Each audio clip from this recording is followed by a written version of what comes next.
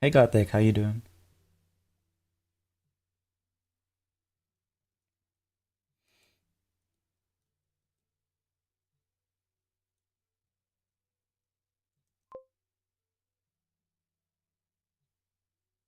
You're good? That's good. I'm doing pretty good. We're actually a little bit ahead of schedule with the writing for once. It's mostly thanks to it being really simple, because I don't really need a lot. I just kind of just want basic pieces, and then I can just start drawing.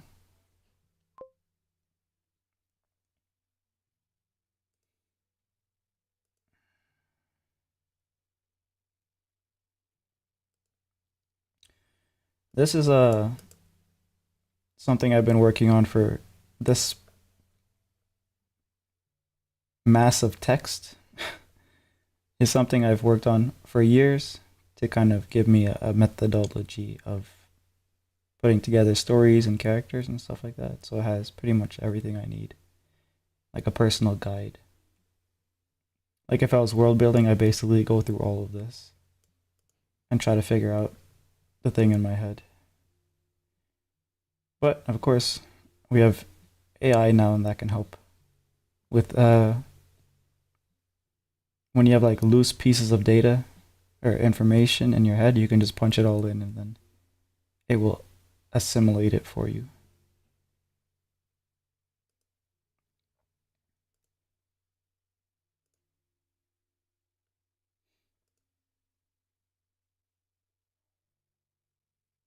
Right now, I'm trying to figure out how does each character express themselves.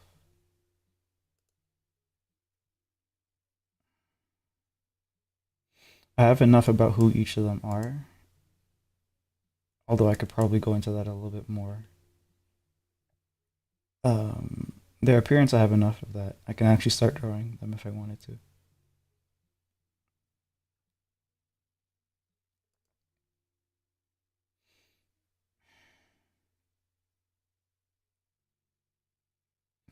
Their identity, pretty much their peer association, social hierarchy doesn't matter. How they are validated or transgressed upon. No. Familial, I have some of that.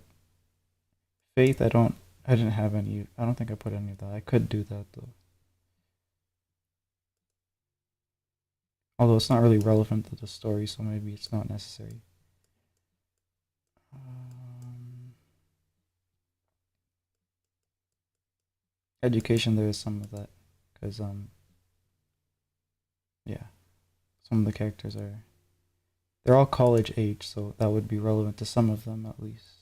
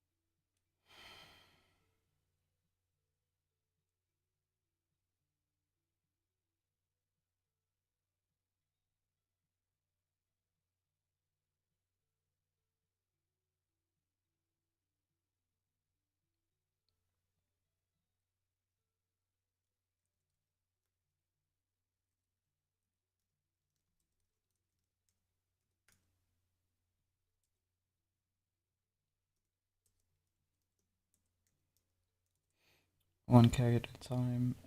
Expand on how they express themselves with respect to the context of the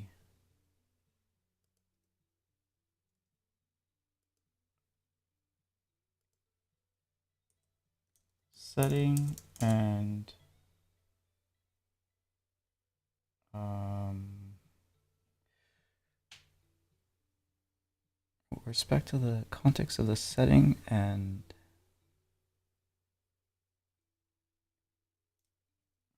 narrative.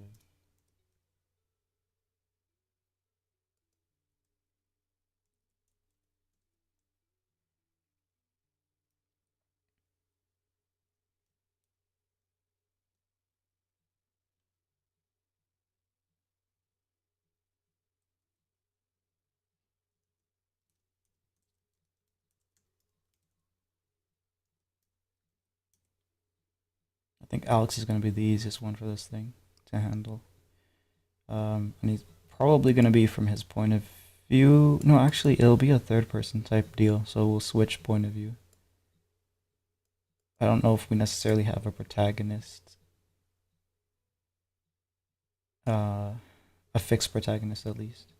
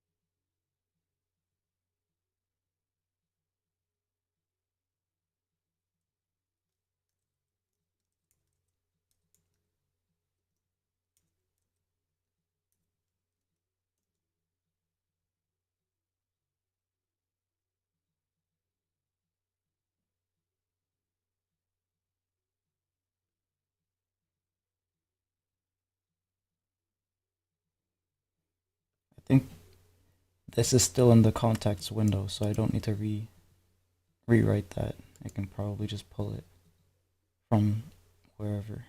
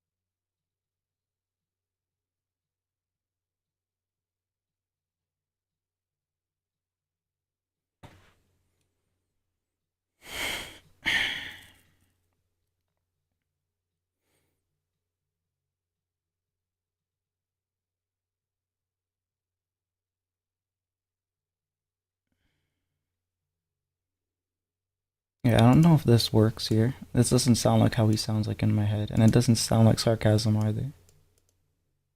Like if it was sarcastic, you would just say you'd be saying something that like you really like how scary things are becoming, and then like in the tone,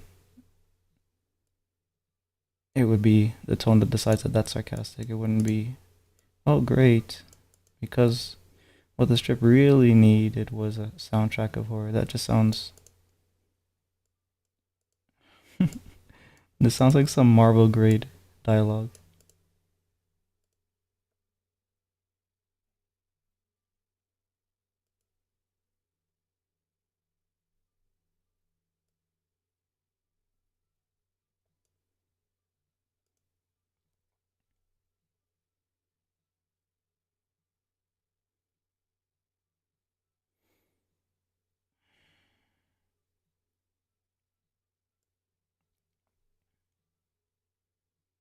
Yeah, so this is making sense here.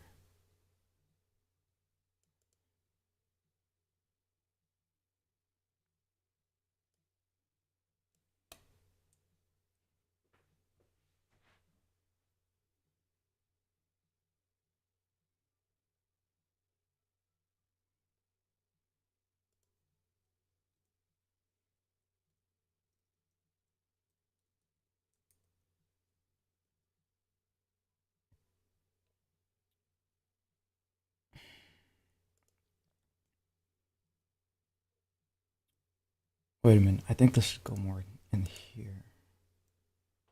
Yeah. Okay.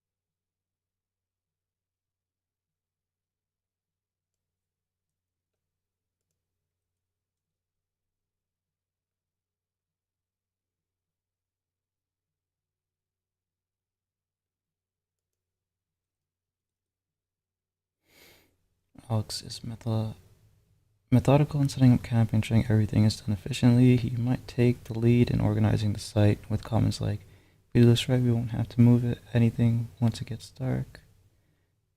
Hmm.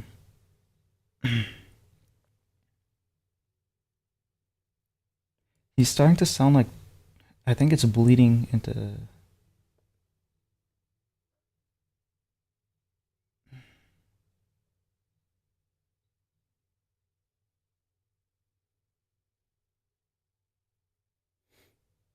Him and Tom are sounding too much alike in this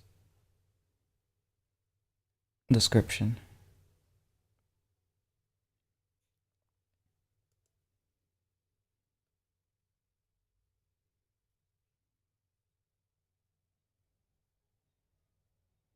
So yeah, I'm gonna skip that. First encounter with the unknown.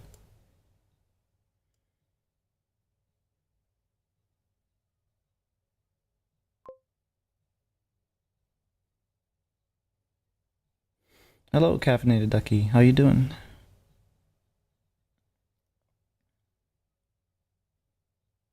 Did you get good rest?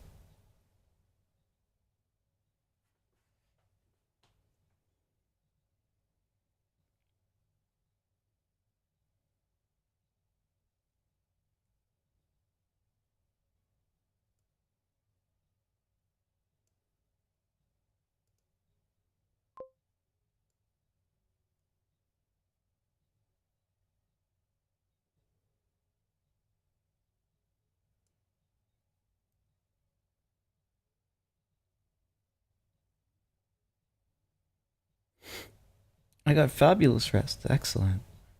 I'm good.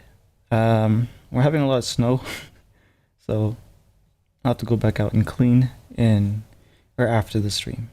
So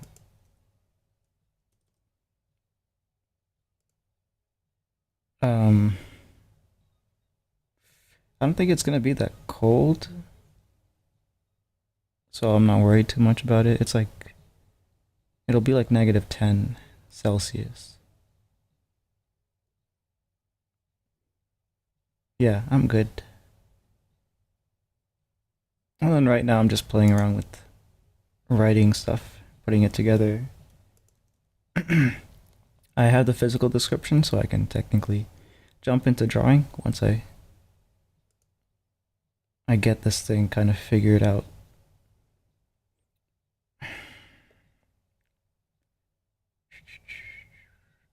I don't think Rock 2 is very good for this. Like I might run the data that I have accumulated through ChatGPT as well, just to see how it fares and what I can pull from it, but I'll have to pretty much put things together on my own. Like there's parts that don't match the characters that I just skip over. And then there's like little tidbits of ideas that you can actually use that are nice, but nothing um, holistic.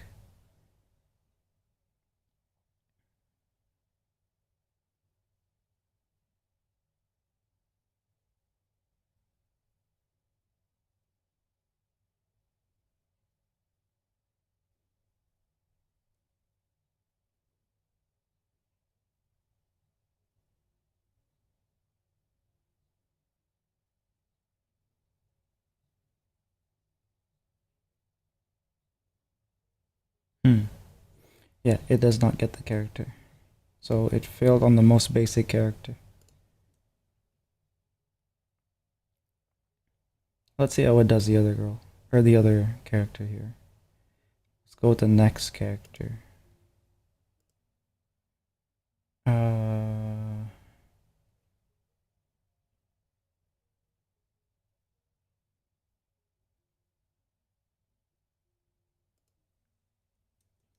Next up is Sam. Let's see what you got.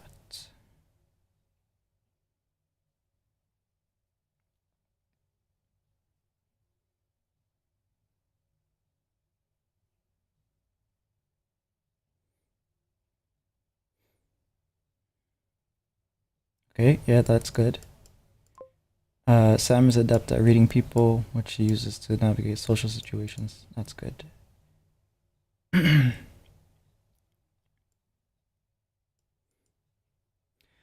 Oh, I love the snow. It's so pretty. From my understanding, ChatGPT is fairly effective when it comes to story building. Yeah, I tried it a while back for something, and I remember it being way better than Grok.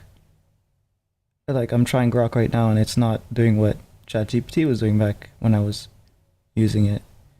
Um, Technology's not so probably would be better for what you need. Yeah, so I'll try it out after I'm done doing. I think maybe this would be better for research. Like if I had like a quick query that I needed some resources on, it would probably be good for that, but not for what I'm trying to use it for. Technology's not your strong suit. Good luck. No, no worries. It's not my strong suit either.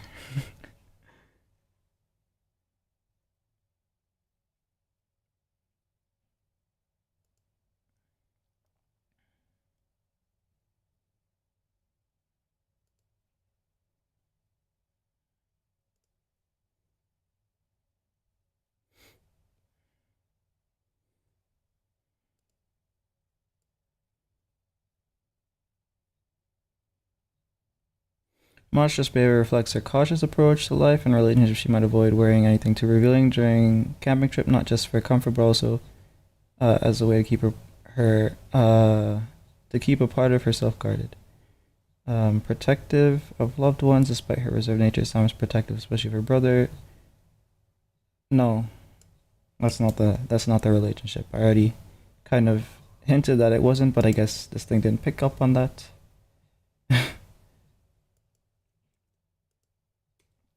They're kind of estranged. Maybe that's the wrong word. I don't know, but they don't really. They grew apart. Let's say that. He's more protective of her, even though he wouldn't express that. Um,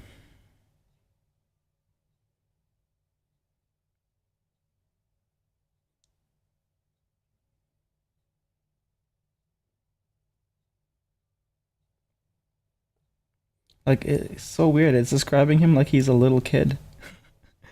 No, he's the big bro.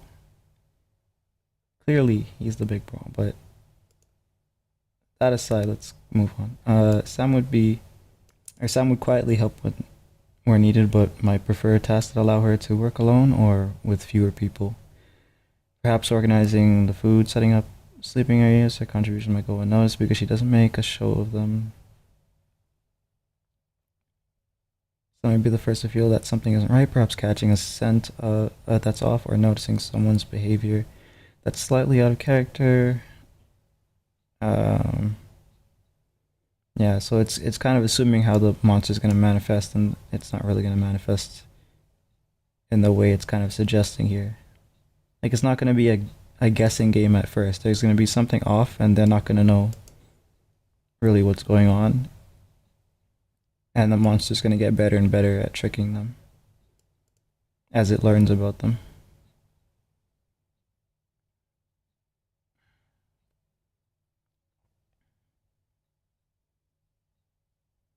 But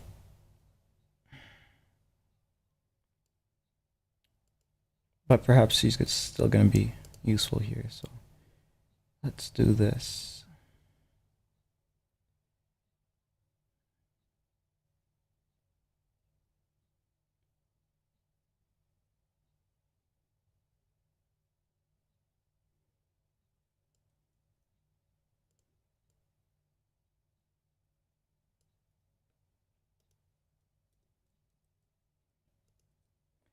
Okay. First, it feels something as perhaps catching a sense. No.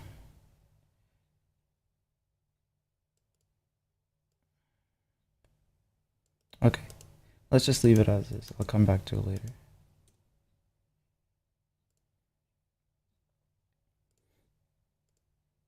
Actually, I'll do it right now.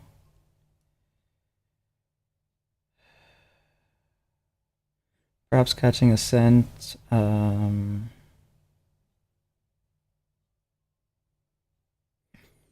What scent would she catch though? Because Alex might have a metallic smell to his clothes because he's a mechanic, so maybe him smelling off. But the thing is that the monster doesn't work like that. It doesn't like it has its own scent and it can't mimic other people's scent, so it has a distinct scent, and they'll kind of pick up on that as encounters continue. They'll pick up on that.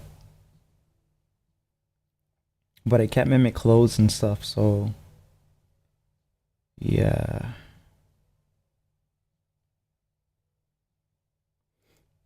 The horror hunts by mimicry slash imitation, but can only eat prey after it has them convinced. It seems compelled to convince itself into believing that is what it mimics, which allows it to further pursue prey. The less it is. Care package on the way. Oh, hi Kyo. How you doing? I'm gonna take a sip. Thank you.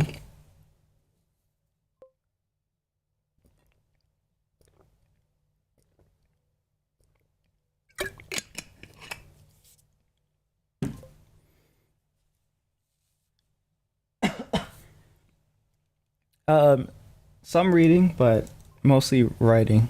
So what I'm doing is I have pieces of ideas, and I'm just quickly throwing them into whatever AI I can find to get it to put the ideas together into a really easy story that I can just draw. I have my own methodology here, but it will take way too long for me to build a story because I just want to quickly make a comic. Yeah, it's strangely loud, right? It's not supposed to be that loud. I feel you, not the AI, but in a word, in word, yeah. Yeah, so if I were to do this normally, I usually have step-by-step process to build a narrative around a central theme, and then to get characters built to um, present the theme to us, deliver the message or whatever.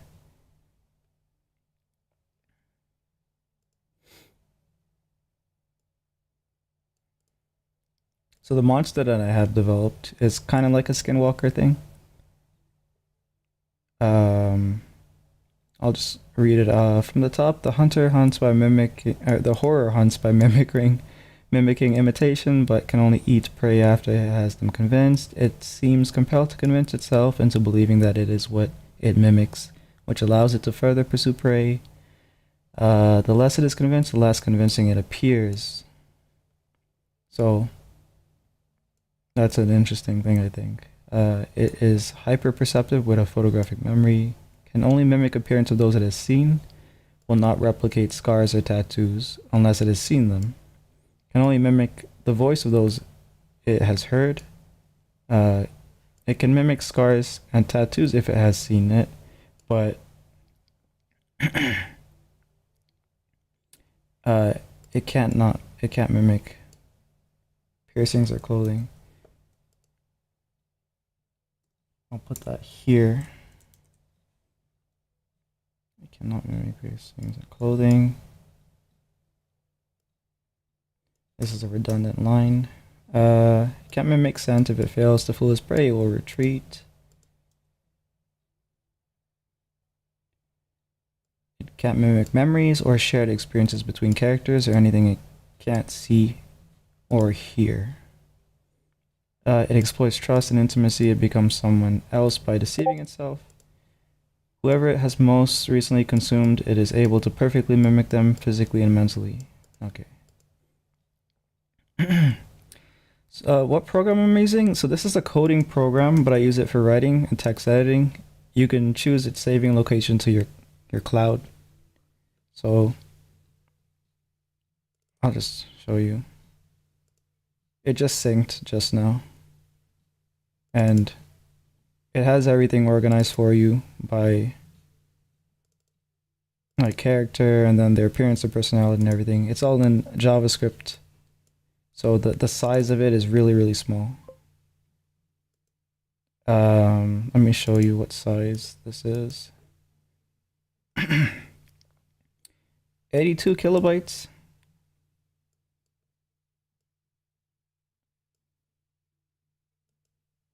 So you can use images and stuff too in it, but I don't do that. It's called Atom. I think it's free. You can download it from like GitHub or something.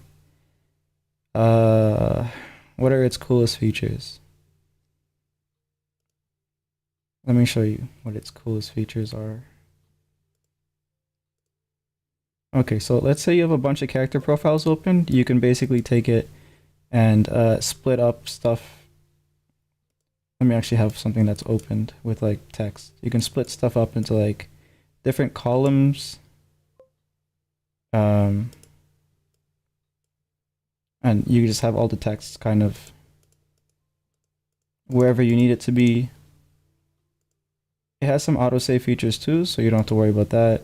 When you're typing words, like see misunderstandings here, as long as the word has appeared somewhere in the documents that you're working with, and you type a little bit, it kind of already has the word prepared for you.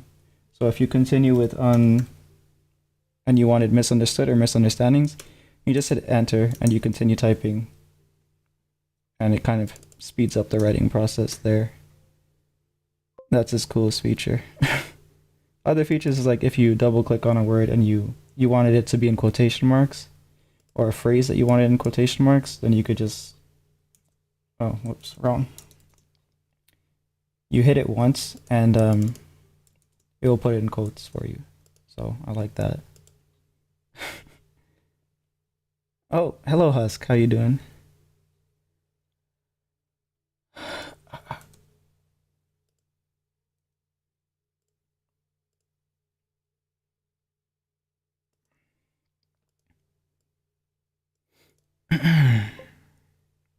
What's good? I'm writing. Quickly putting together something to work with. I can technically start drawing already because I do have the basic appearance of the characters, but I just want to kind of figure them out in my head a little bit more. And the AI is not really being that helpful, but I'll work with what I have. I just wanted to speed things up, but it doesn't feel like it's speeding it up much, except kind of repeating what I'm already kind of feeding it.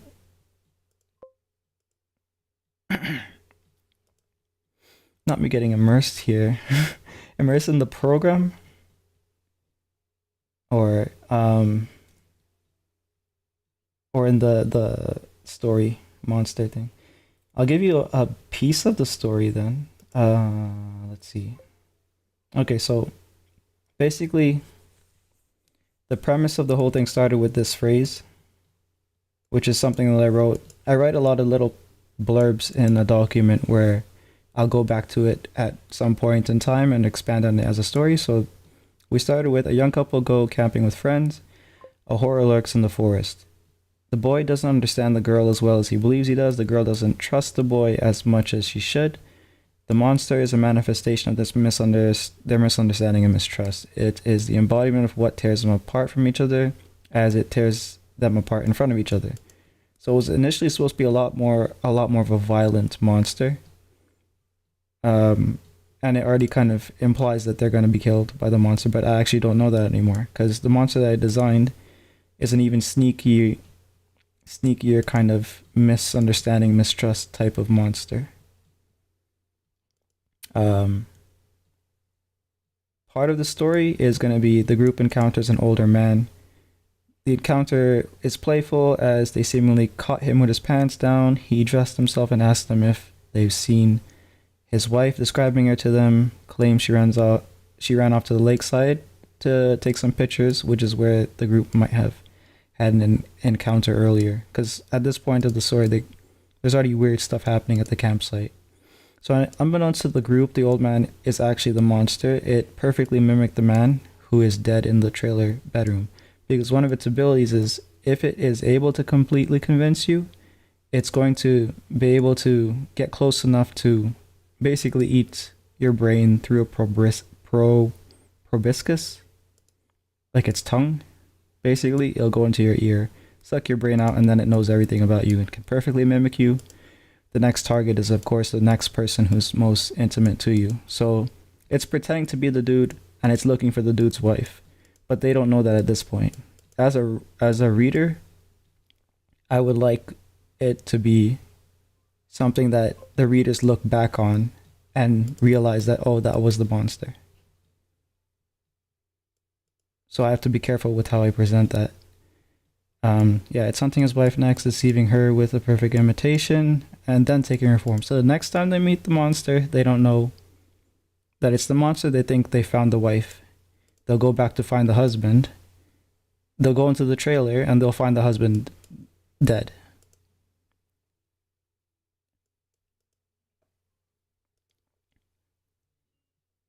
That's basically how they find out, or how it's suggested that the thing was playing with them. Yeah, so that piece works here.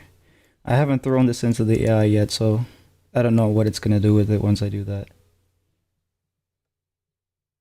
Maybe it will give me something interesting to work with or add.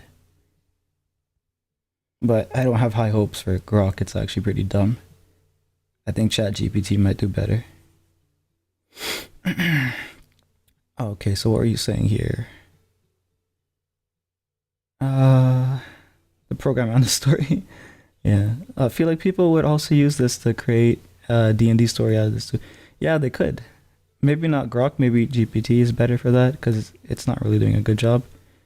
But it's free. Well, it's not free. It's ChatGPT. I would have to pay for each prompt. I already have Twitter Blue or whatever they call it, premium. So I might as well use Grok, just because it's part of the package. Reference to Chainsaw Man. I don't know. I actually haven't watched Chainsaw Man, but I assume Chainsaw Man was like a battle manga or something.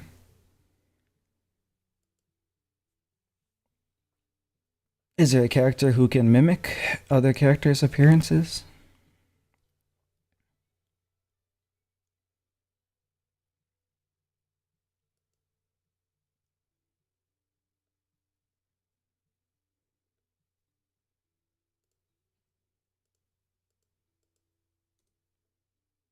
Noticing the unusual, because that's here. When there's a misunderstanding or argument, Sam would retreat rather than escalate. She might express her hurt through silence or a quiet I thought you knew better than that. Which might leave Alex scrambling to understand what he missed. Uh, Long hair might become a shield or okay, yeah, so yeah, that's something that I detailed with her appearance. She has long hair. Facing the monster. I don't know why it keeps doing this because I don't really think I'm gonna give them a chance to face the monster knowing that it's the monster necessarily. The monster's a really cowardly monster. It completely relies on trickery. It's not ever going to really be able to overpower them. Physically at least.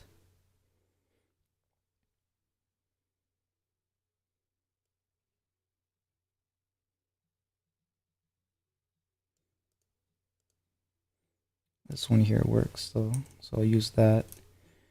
Skip this part here.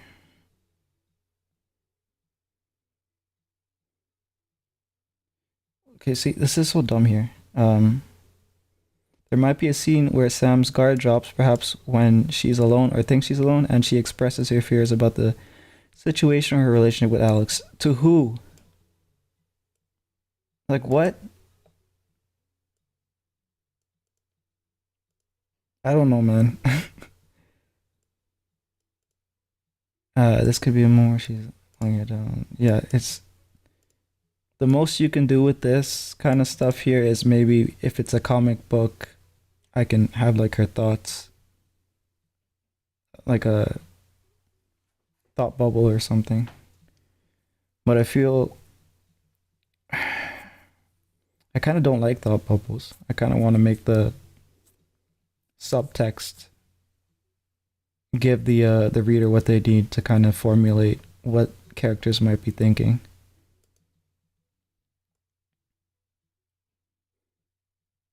Protecting Tom. She's okay. When the monster's threat becomes clear, some might show a surprising assertiveness. No, that's not really. They're not gonna face off the monster, so that's not useful, anyways.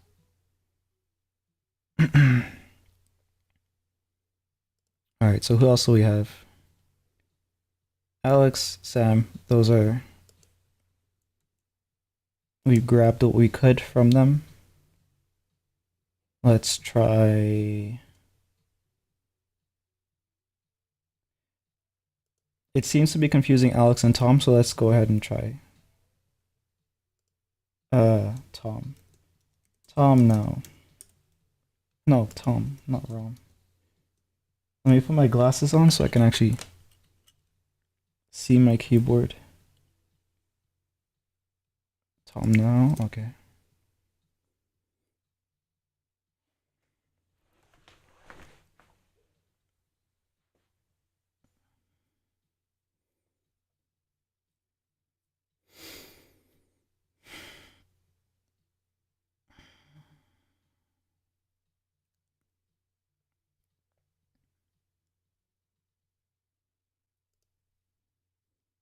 Okay, so far, for, from what I skimmed through here, it seems it's doing a better job with Tom.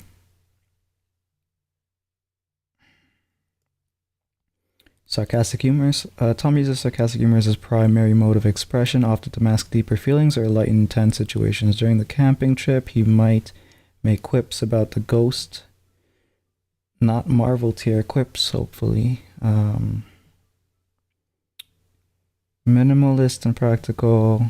Reflecting his minimalist lifestyle, Tom's expressions and actions are straightforward and utilitarian. Yep, that sounds like him. While not overtly emotional, Tom shows his care for Sam and his friends through actions rather than words. He might quietly ensure Sam has enough food or subtly position himself between her and pursue. Yeah, okay, that's good. Tom's Sam's sister, or it's Tom Sam's brother. So, and they're kind of grown apart siblings kind of thing. But he's the bigger brother, so he's gonna be the bigger brother. And she's not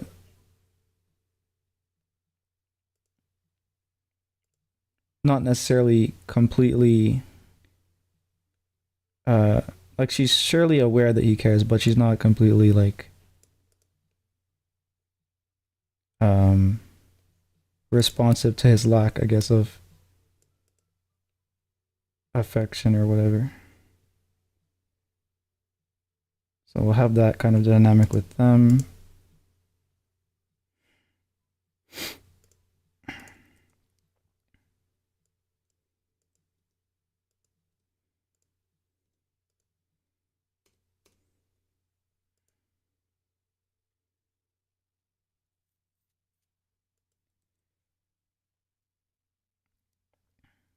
What? No, don't save. Save this.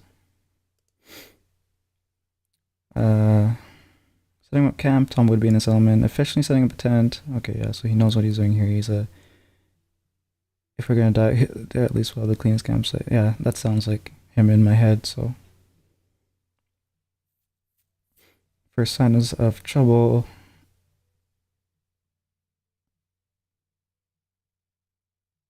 That sounds stupid. That line of dialogue. So no, that's not it.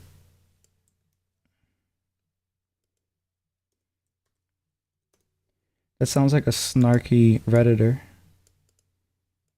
What? We're in a horror movie now? Next, you'll tell me marshmallows are haunted. No. Interactions with Leia. Tom's sarcasm would often clash with Leia's more earnest approach, leading to banter that's both flirtatious and confrontational. Scenario might involve Leia suggesting they take precautions, with Tom might reply, "Sure, let's ward out the boogeyman with herbal tea."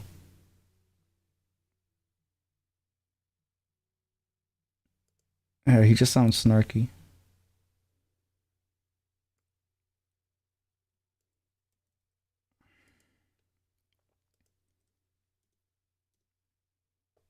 This is falling apart here.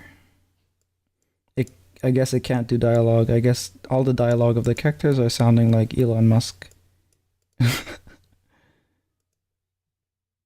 Facing the monster as the situation escalates. Tom's hunting is Kington. He might start using his knowledge of the forest to set up perimeters or traps, though still with a sarcastic. Okay, you don't have to be sarcastic all the time, buddy.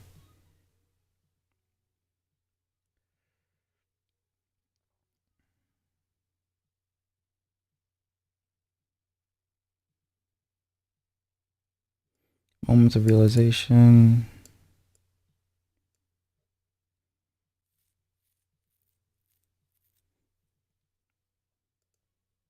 Moment of seriousness. That's implying that he's not typically serious in this story, which he is the more serious one. So, no.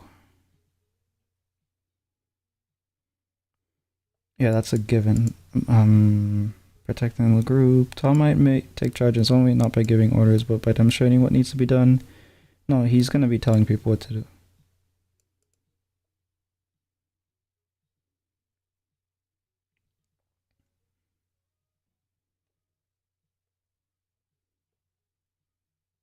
We got some pieces that we can use. So next is Leia. Let's try that.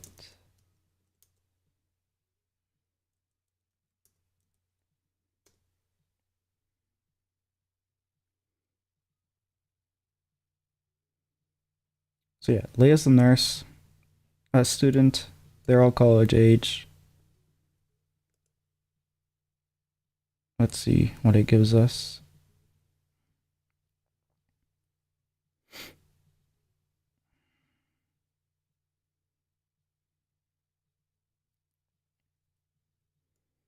So yeah, this sounds like her. Critical yet caring criticism, especially of Tom, comes from a place of care, though she might mask her affection with a critical facade. Alright, I gotta head out. Good luck with your story. I'll catch you next time. Yep. I'll see you when I see you. Have a good one.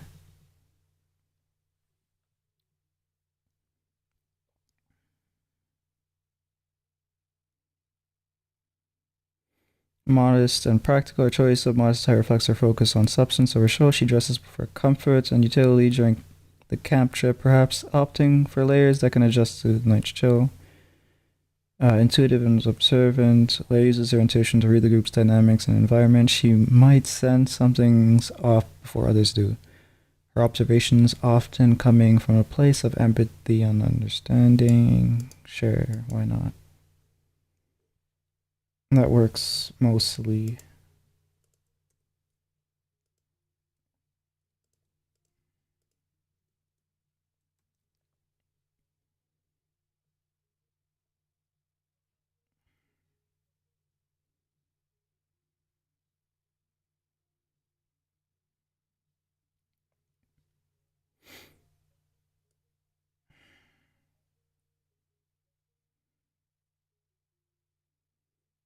She could be one of the first ones to feel a tension here, perhaps noticing Sam's subtle signs of discomfort or the way Jordan's flirtation seems. Oh, what? They might pull some aside to discuss her observations quietly. Okay, kind of works, but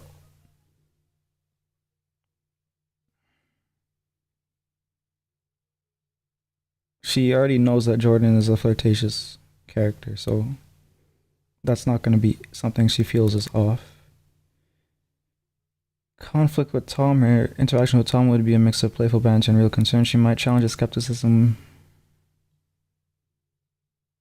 You're going to trust your eyes over your gut this time.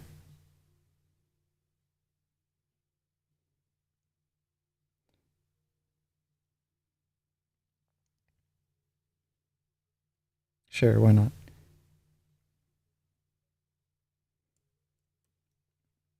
Let's do these three.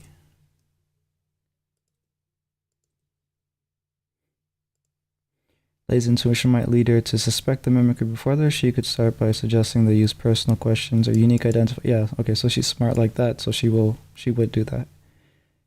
And that's like once they actually kind of figure out that this thing is pretending to be, or they're seeing people who aren't each other or something like that. Um, she's gonna bring some medical supplies, but that's just a standard thing to do in camping anyway. So Tom's gonna have those as well, since he's like the camping dude. Moments of vulnerability. There might be a scene where Leia's guards down, perhaps when the group is at its lowest and she admits to being scared, worried about Tom. This vulnerability will be a stark contrast to her usual composed self, showing her human side and her unspoken feelings for Tom. Yeah, okay, that works too. Um, that there we go.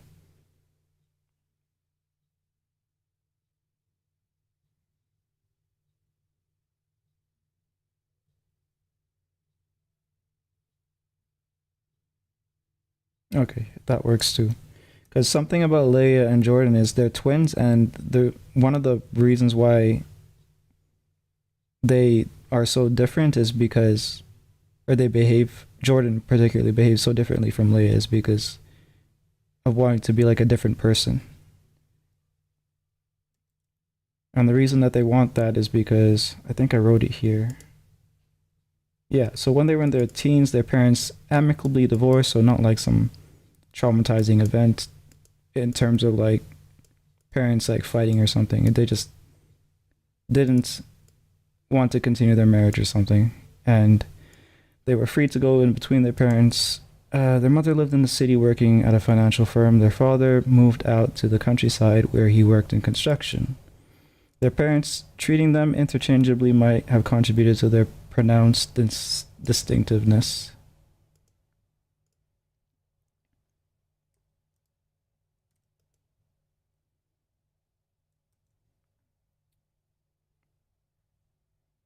Yeah, okay, so we got that there. Uh, Personality of Leia.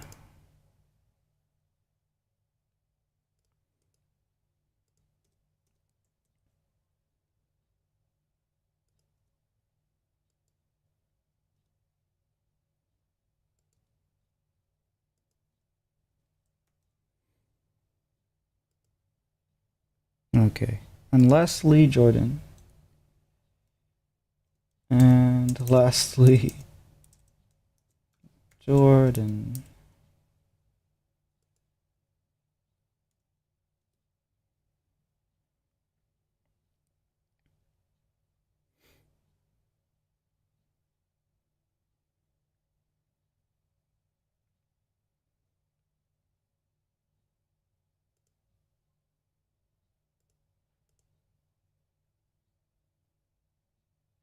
Yeah, I need to figure out. I wrote these questions out because I need to figure out some stuff about the monster. Um, wait, can only come out like yeah, I already figured that out. It can come out whenever it wants to. It just needs to have a disguise.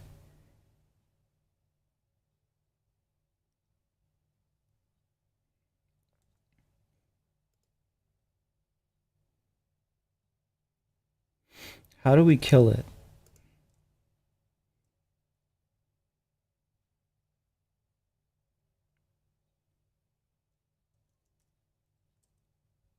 How might they beat this monster?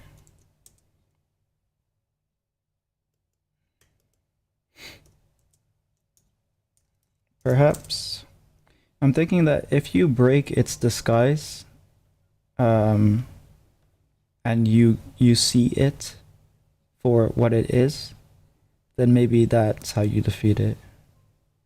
That might be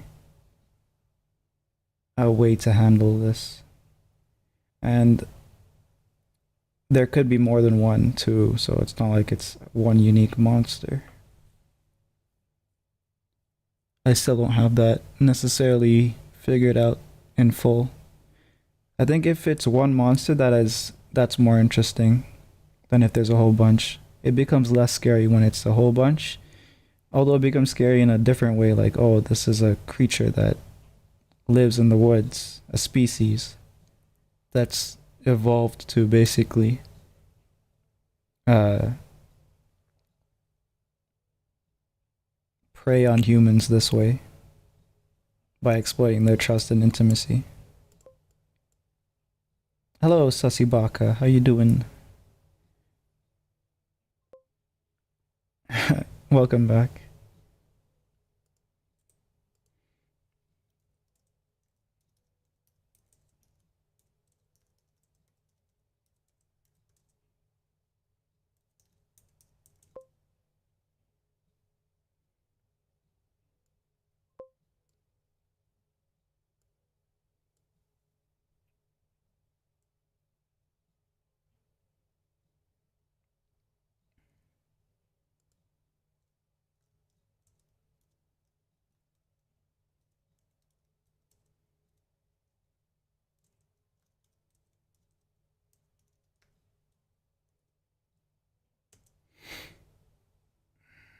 What is that?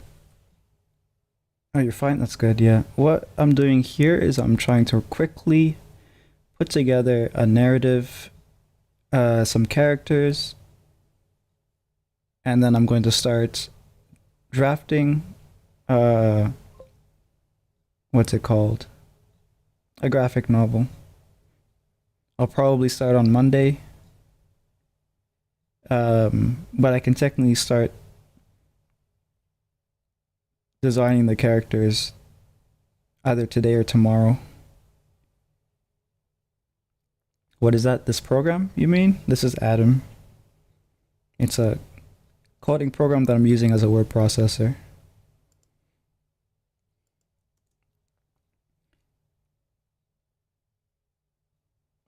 Okay, so how might they defeat this monster? Perhaps by exposing its true form or breaking its confidence in its disguise.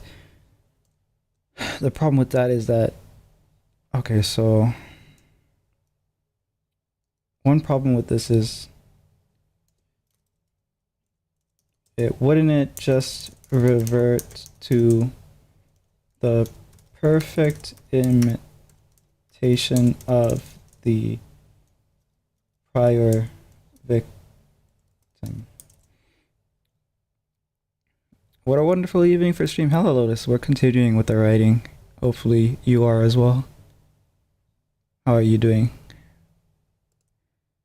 Okay, so when it reverts to the perfect imitation of the prior victim, or Does the cast denying its mimicry of humanity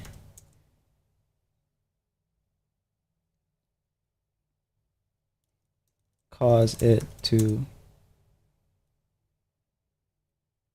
die? Yeah, maybe.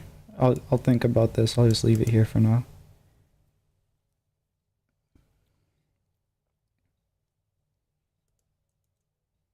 So yeah, Sussy Baka. I don't know if you're still there, but I can read out what the monster is if you want. I don't know if you're into like analog horror or like horror stuff in general, but that's basically what we're doing.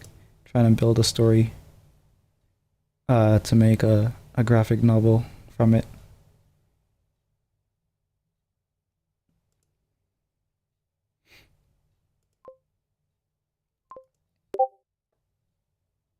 Oh, save. We are saved. It's pretty much autosave with everything.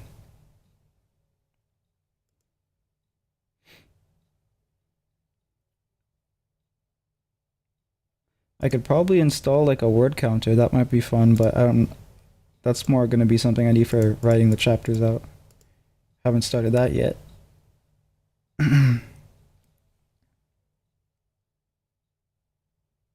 Okay, looks great. Well, let's see what you think about the monster then. Um, so the horror haunts by mimicry slash imitation, but can only eat prey after it has them convinced. It seems compelled to convince itself into believing that it is what it mimics, which allows it to further pursue prey. It's the less it is convinced, the less convincing it appears. It is hyper perceptive with a photographic memory. Can only mimic the appearance of what is or those it has seen. Will not replicate scars or tattoos unless it has seen them. It cannot mimic piercings or clothing. It can only mimic the voice of those it has heard. It can't mimic scent. If it fails to fool its prey, it will retreat. It can't mimic memories or shared experiences between characters or anything it can't see or hear. It exploits trust and intimacy. I think I'm gonna get rid of this. This kind of confuses me. It exploits trust and intimacy. It becomes someone else by deceiving itself. Whoever it has most recently consumed, it is able to perfectly mimic them physically and mentally. Yeah. Making type of skinwalker, yeah, basically. Key tip, don't get carried away world building forever. Especially eventually a story must be written. Yeah. The thing is that this is not me getting carried away. I'll show you what I mean. So this is a narrative design document that I wrote years ago and I've added to it over the years. This is what I would typically be doing for building a story.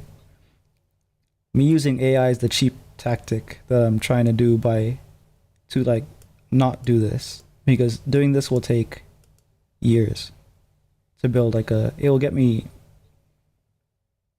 lost in the sauce, so to speak. So to build like a narrative, I do these steps to figure out what the narrative is, and then I go through characterization, which is like stuff that you would technically not even like need, particularly in this story. I don't need to know what their political what the character's political alignment or whatever is. I don't know where that is. It's somewhere here. um yeah, politics here.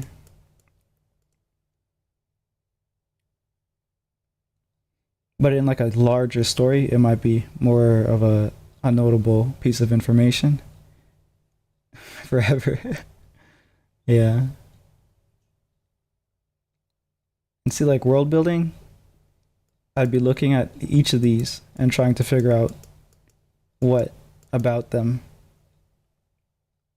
I need to have figured out for each. It would be insane. Yeah, bro, but I got this exam today. Today's the last one for this month. Yeah, good luck. Um, have a good hopefully you do well. See ya. Yeah, so I'm not doing 90, probably 99% of what's here. 95, let's say 95. I'm not doing 95%. Yeah. So that's like after I get that figured out, I would go on to scripting, which is all of that. When I have dialogue, onomatopoeia is more of a like specific to the comic book stuff, and then this is on actually drawing. This is my ideas of like how to do the ink work and draftmanship stuff. Camera angles and all this stuff. Got a drop early shift tomorrow. Loving the plot and can't wait to see it. Yep, thank you. I'll see you when I see you as well. Hope work is tolerable tomorrow. Yeah. Have a good rest.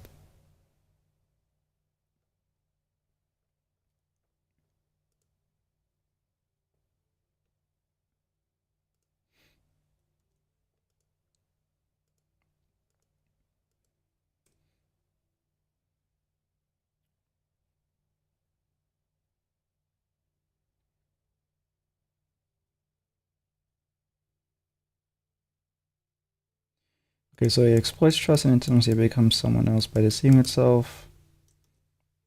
Once it is convincing enough to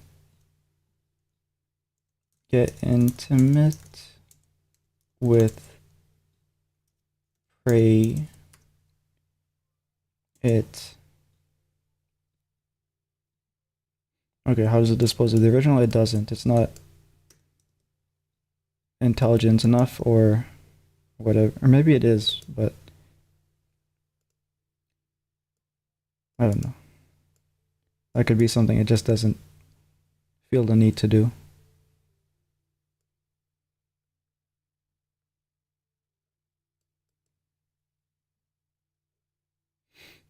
Once it is convincing enough to get intimate with prey, it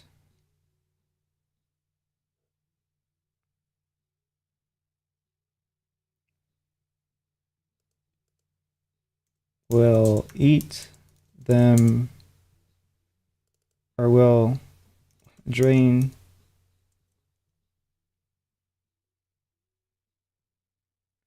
their brain.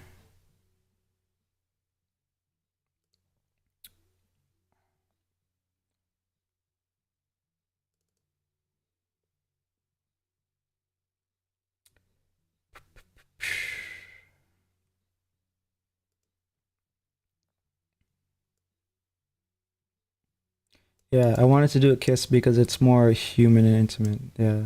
Okay. Uh okay, so it will slip its proboscis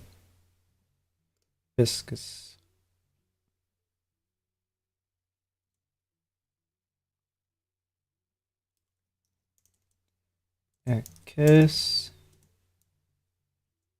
and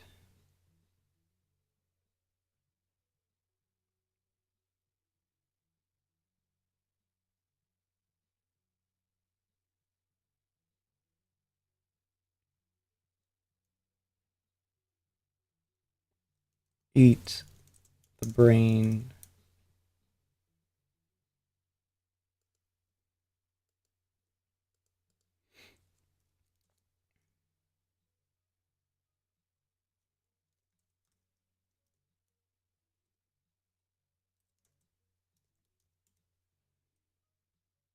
Yeah. It can only kill someone with a kiss. STD have her stay winning. I don't think this thing will care.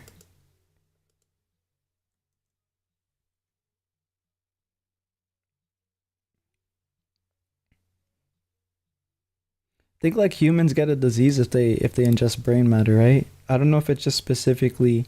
I remember like watching a video where it's like specifically human brain matter, but it might be other brain, or maybe if it's not cooked well, because some people eat animal brains,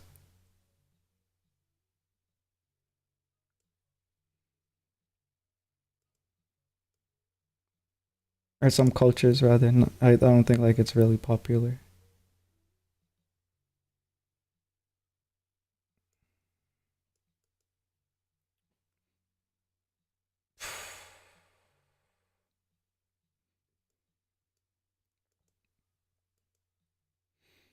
How does the one who's mimicked perceive the monster?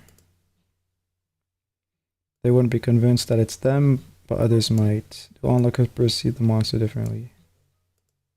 Hmm.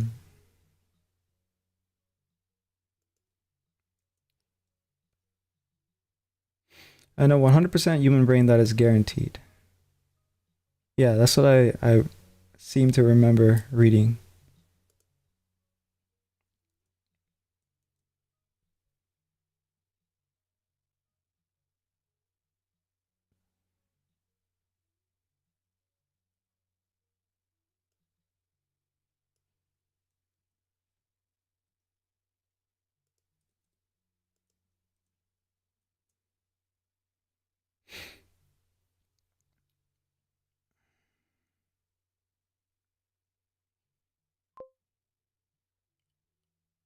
I think there's been some research, and the theory is that those sorts of things are caused by the protein which causes the brain to have folding at all gets stimulated again and then damages the brain.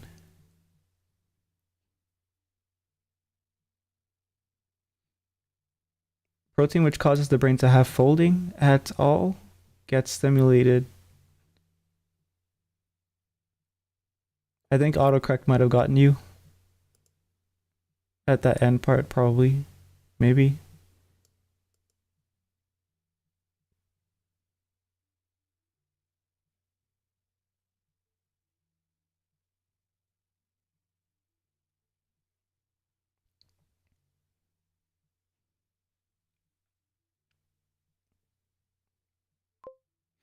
Like we have brain fold. Oh, okay, yeah, the surface area thing.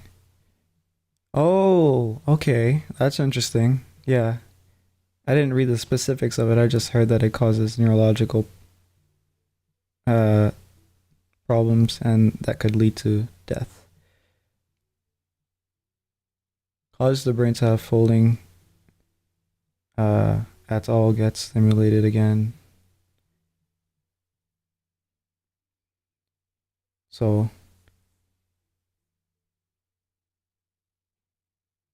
so they don't become smarter, they just die.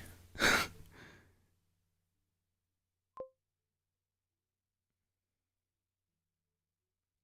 think it's just a theory though, kind of basing it off a similar thing that happens to deers. Wait, they don't eat brain, do they? I know they have like a some parasite that infects deers and moose that causes them to go berserk.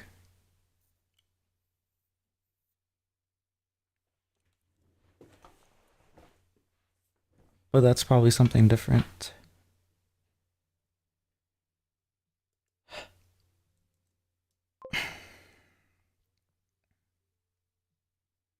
Oh yeah, yeah, brain holes. So maybe it's the same thing. Maybe it's the parasite. I don't know if it could be multiple things. So yeah, I think some other herd animals can have that issue too.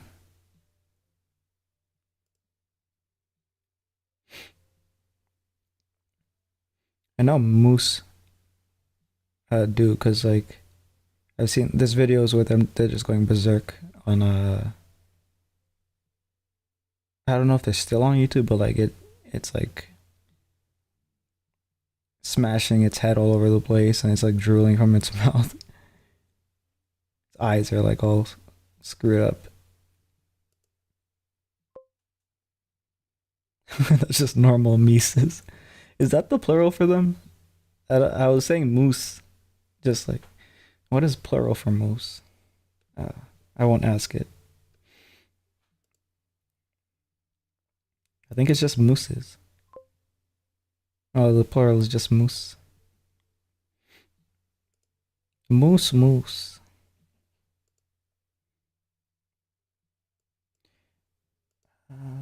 Okay, so how might they defeat this monster? Perhaps by exposing its true form, by breaking its confidence into this disguise. Wouldn't it just revert to the perfect imitation of the prior victim, or does the cast denying it its mimicry of humanity cause it to die?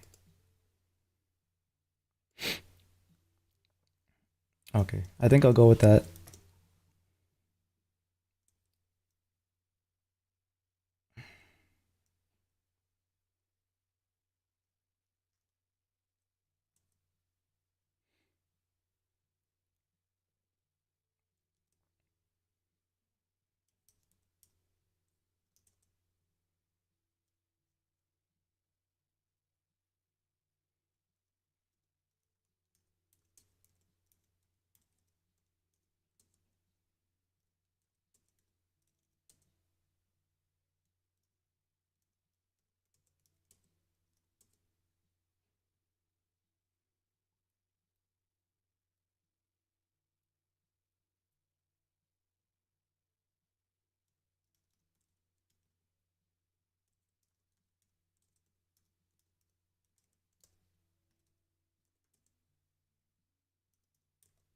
Okay, yeah, that sounds cool. If its mimicry utterly fails, its form will distort and it would tear itself apart, thereby dying.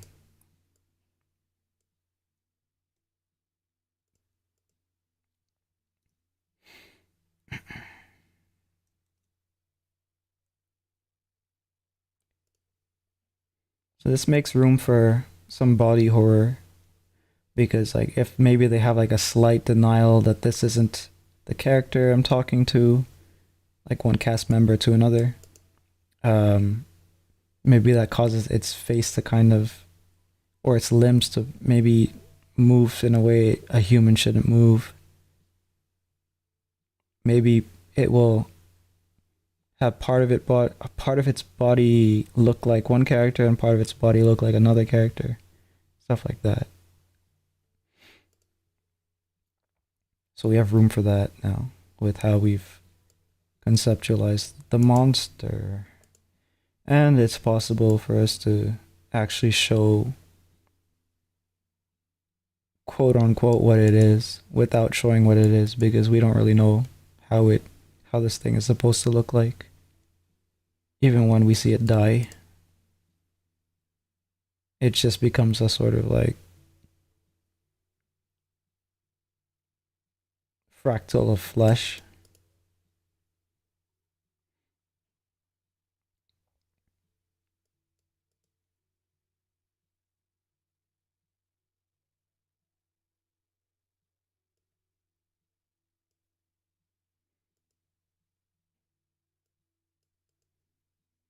Alright, this problem here.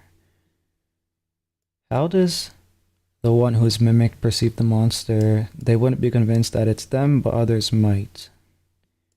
So this, I think, is no longer relevant because what we did was we decided that it's the monster's confidence in itself. It's able to lie to itself that it's that character. But if it sees that character, then shouldn't that lie be challenged? Or is it doesn't depend on who it's looking at. So if it's looking at the person versus if it's looking at the actual character. I think that should be the distinction here. So it won't make eye contact with who it's mimicking.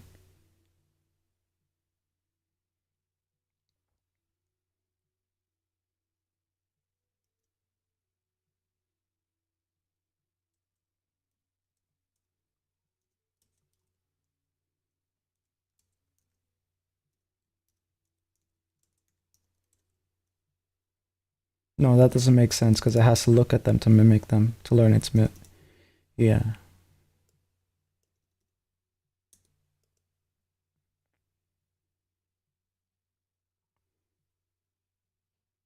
I think we can just rely on it lying to itself to convince itself that it's them, and just uh call that part a day.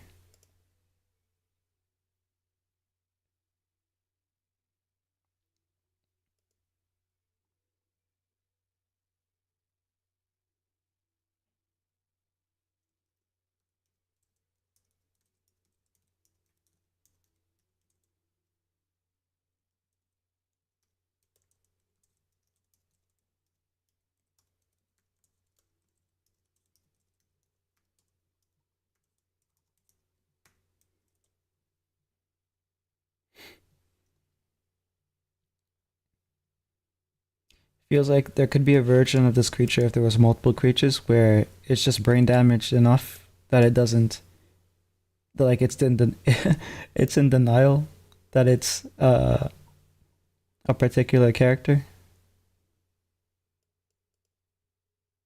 and it doesn't matter that people don't believe it. It'd be like the ultimate mimic for this monster.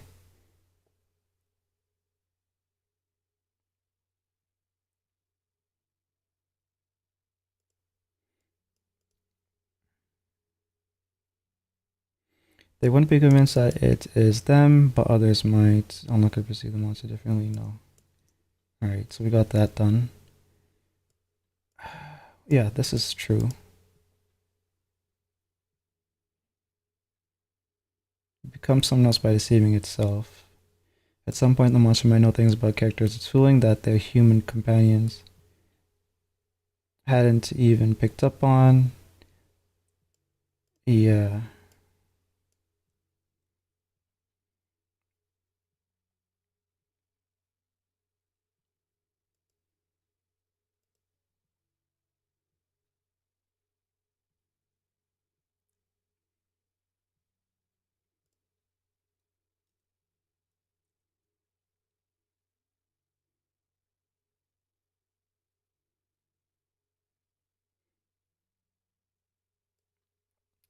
This doesn't matter. Like why it's doing what it's doing doesn't necessarily matter beyond it being the monster that reveals the theme of the story or embodies the theme of the story and transforms the characters.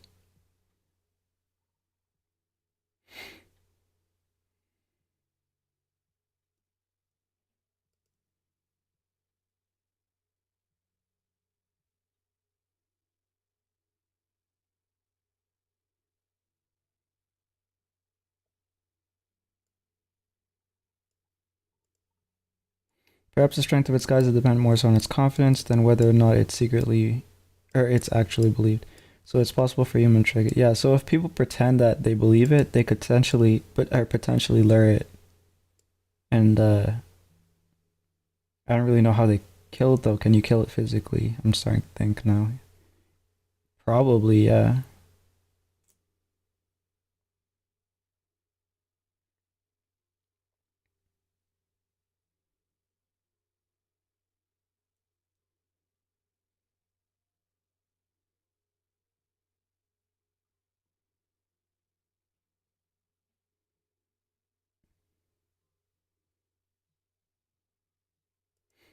I'll leave that here because I think that's an interesting idea. But yeah, it has a variable intelligence, I guess, because depending on who it pretends to be, its behavior might be more or less intelligent or like competent. Like for example, if it imitates the guy with the campsite knowledge, it's going to be better suited for that stuff. Interesting.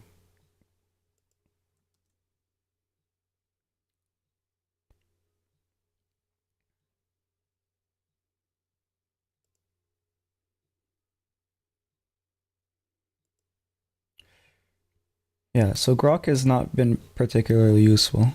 It's been actually pretty bad. I'm probably gonna switch to ChatGPT, but I'm limited with that thing's use, so I'm not really gonna bother to use it here. I might throw in into Grok some like prompts for outline stuff. But I think I can start to draw the characters now. Or at least I can try to.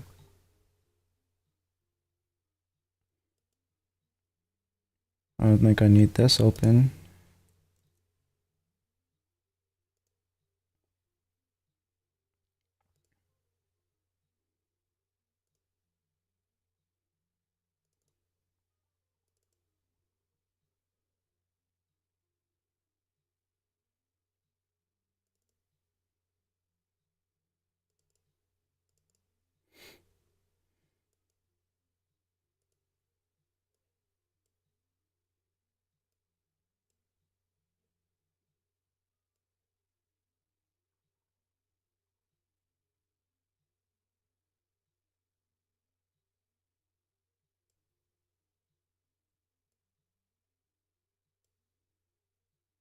Cool.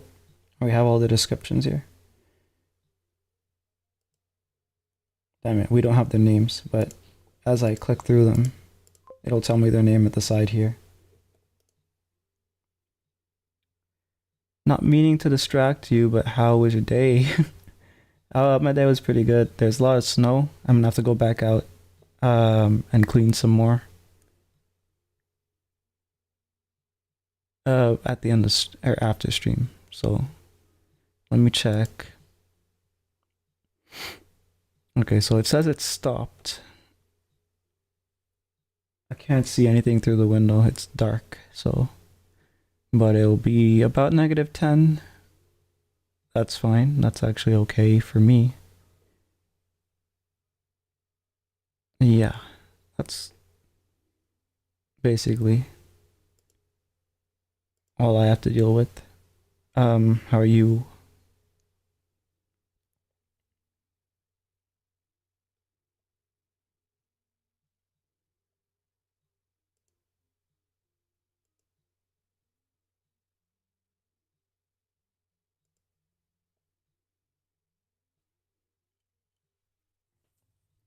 Guess I should change the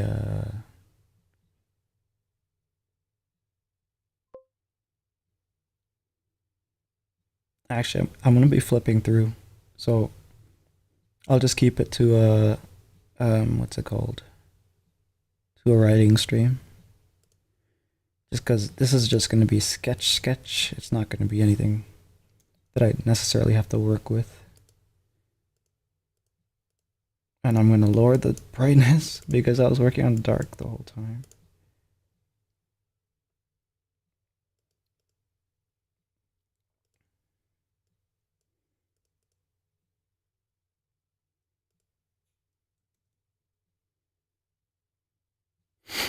I'm not gonna deal with snow, so I'm better, I guess.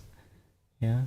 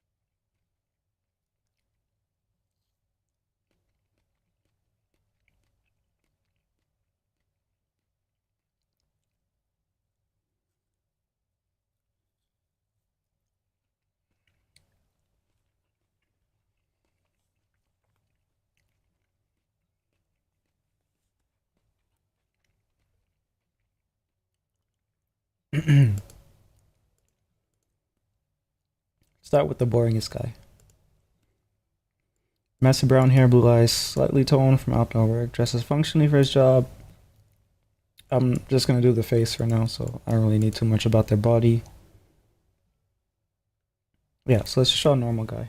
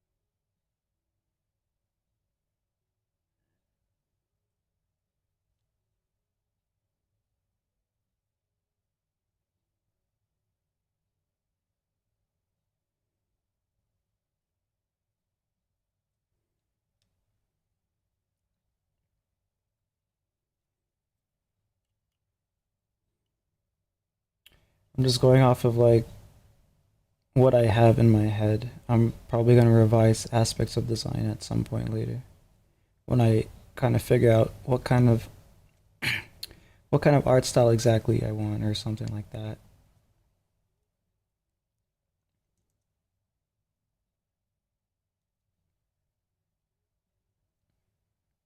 But I'll just go with my default settings for now.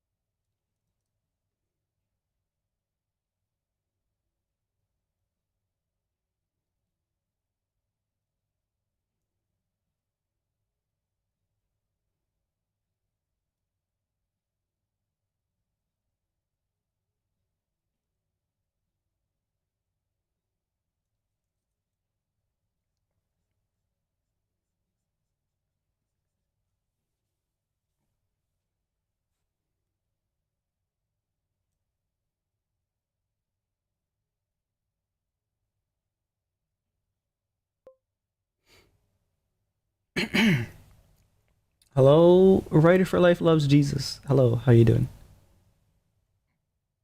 Is that your drawing on the avatar? It looks nice.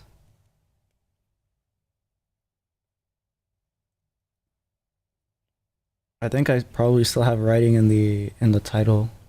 We were doing that earlier to like put together character descriptions and stuff. Uh, doing it really quickly because I just want to kind of get to drawing the characters and then making the actual graphic novel. But yeah, I'm drawing like the main dude or just drafting because I don't actually know exactly how he's gonna look.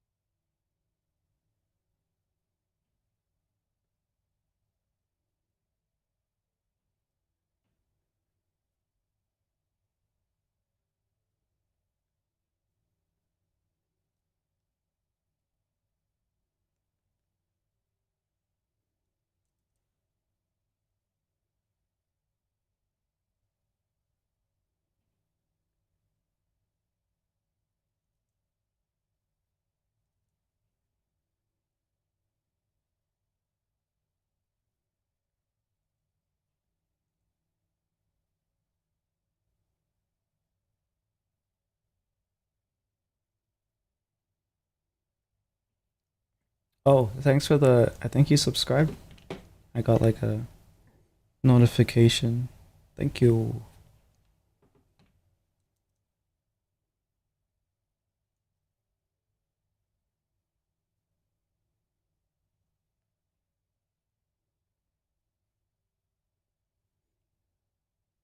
What color were his eyes again? Oh, blue. Okay.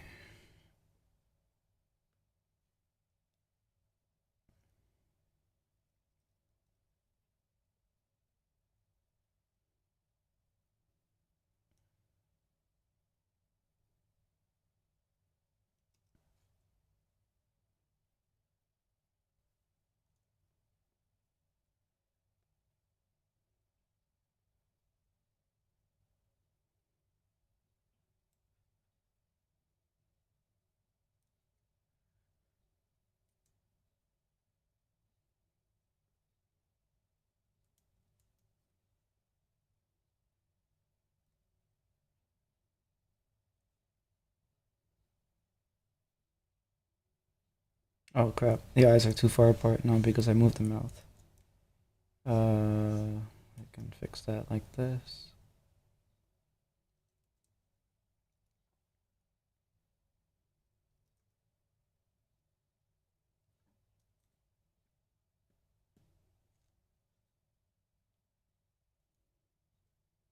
Yeah, so whenever the eyes look far apart, it's usually because it's not lining up with the mouth. The corners of the mouth are helpful to make it look like it's not too far apart.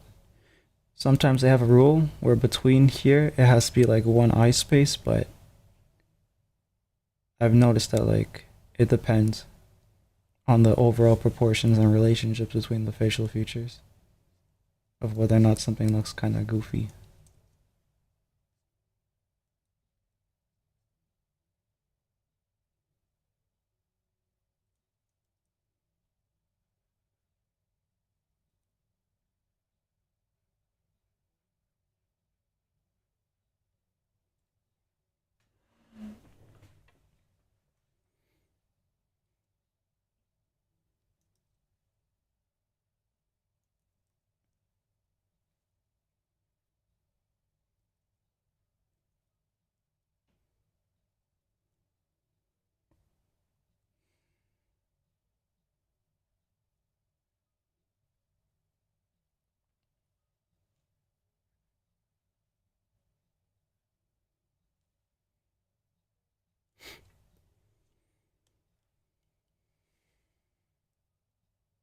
I think he had scruffy hair, so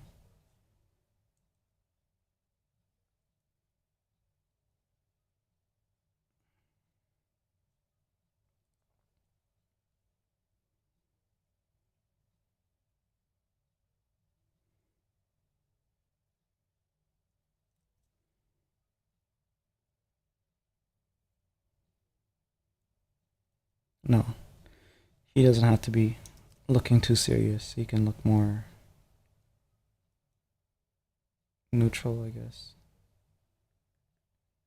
Tom is the one who's going to be looking more serious.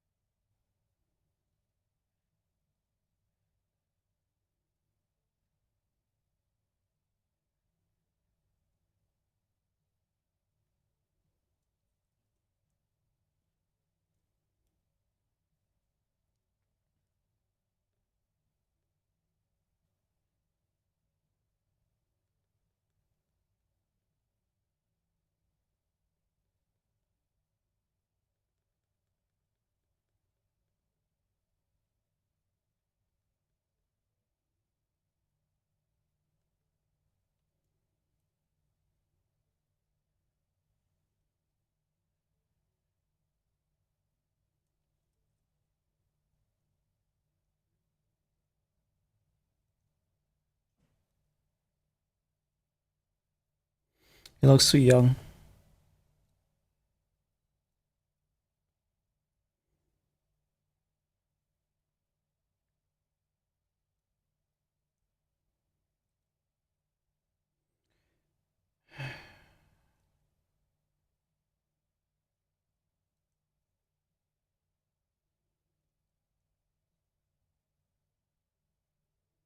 Maybe if I drop the jaw a bit.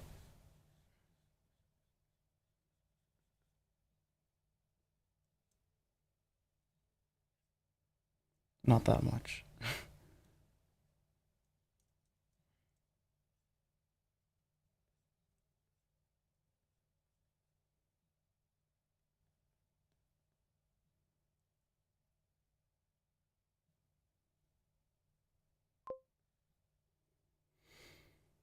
How old did you want the characters to be? So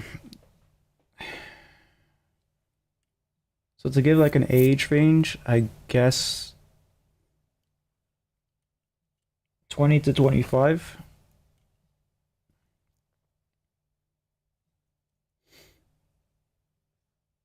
Basically, they're high schools. They're high schools. They're high school friends. And they're some of them are in colleges. Some of them are doing their own kind of like doing other things, doing work and stuff. For example, Alex is working with his dad's mechanic shop, so he's like gonna take that over, presumably. His girlfriend Sam is working as a waitress.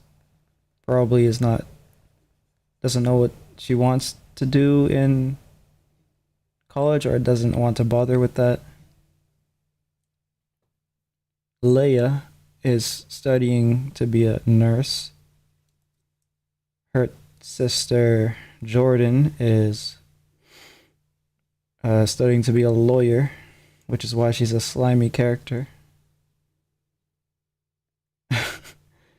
And Tom is just doing his own thing in life, living minimalistically, and he looks goofy as heck. This is supposed to be Alex. I just screwed up how he looked so bad. And now he's Dream. Screwed that up.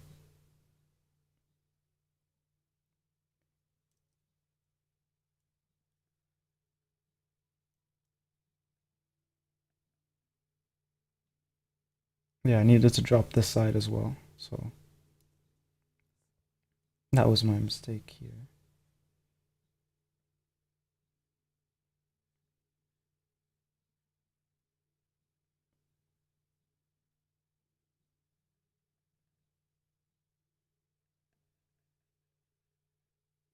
Yeah, so they're in that age.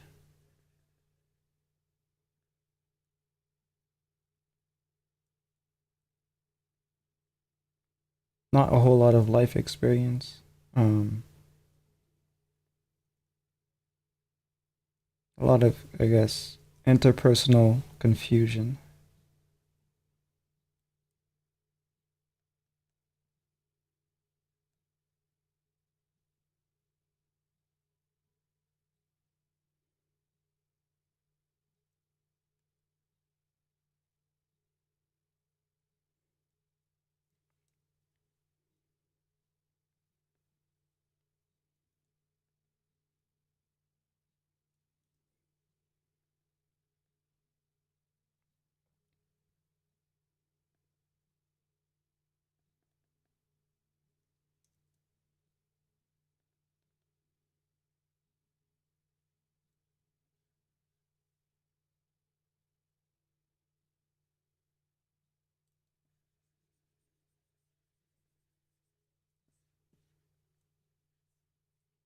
Man, I screwed up so bad. I was supposed to draw them quick.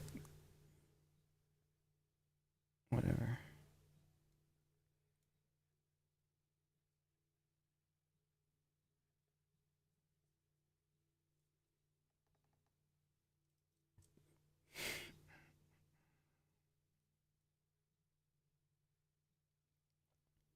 Scruffy hair, scruffy hair. What does that look like? Can't make it too big because then he'll look young again. So I'll just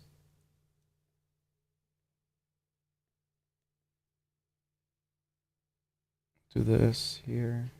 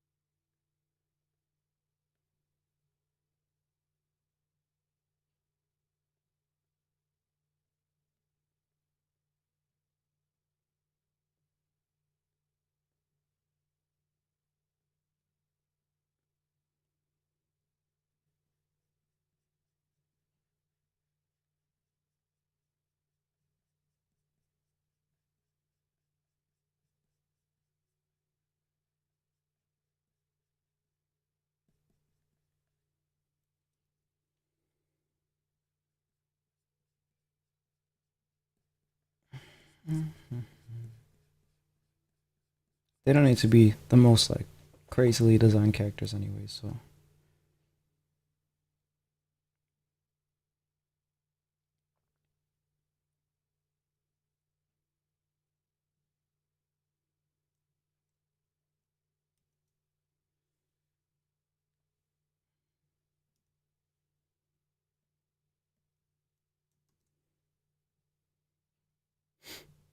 alright, so let's consider that to be Alex for now. I don't know why he doesn't look like an Alex. He looks like a Daniel. And I don't even know what that means, but that's just how I think. Let's see. So the other guy, just to get the boys out the way. Tom.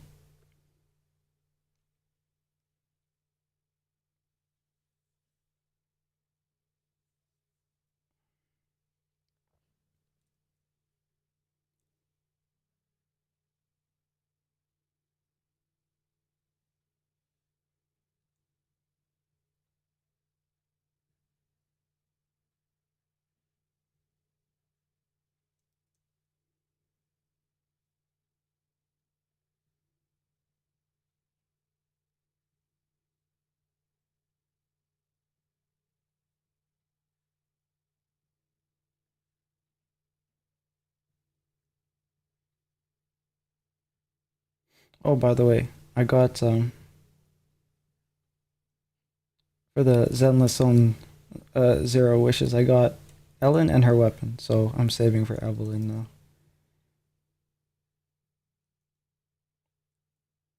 It would be a good idea to get Astra because she pairs well with Evelyn, but I don't have that much or that many wishes to kind of play with, especially if I want to get Evelyn and her weapon. So we are saving now.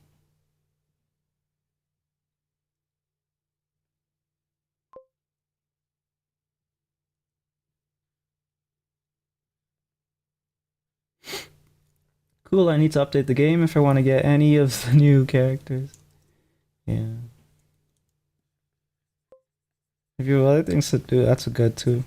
Because, like, I'm only really having Zenless there because, it's like, I still have the gaming itch, right? And it's a really quick and easy way. Because I used to be, like, super addicted to playing games.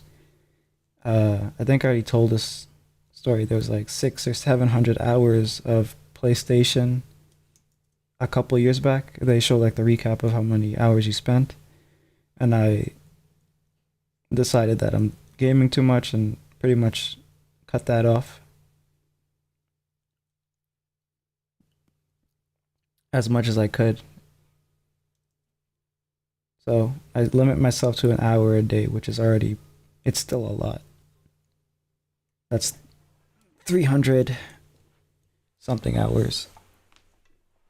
Well, actually, I don't play an hour a day, even if I give myself an hour a day. Sometimes I play like 10 uh, to 30 minutes because Zenless, it's pretty well designed in terms of letting you, or giving players time saving kind of mechanics. Oh, fuck. That's not a man's nose. Probably take a couple hours or something.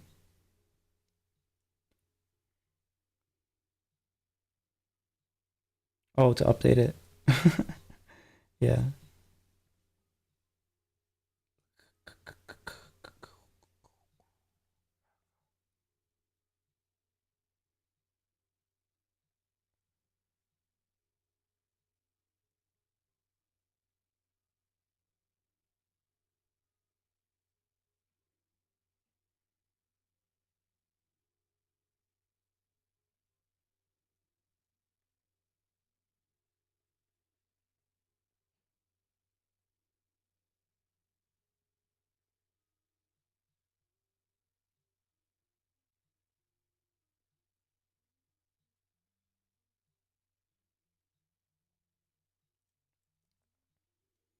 Yeah, let's give him a little bit more of a masculine visage than Alex.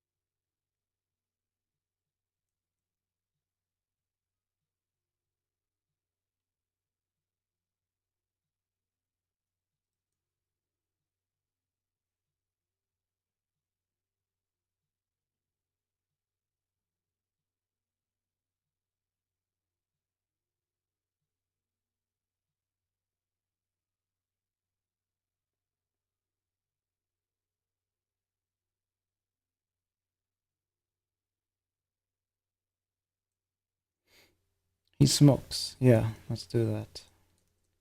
Smoker this way.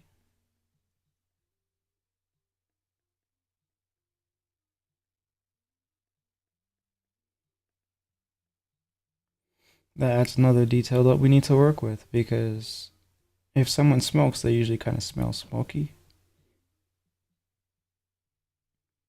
So now that could be some form of identification for him.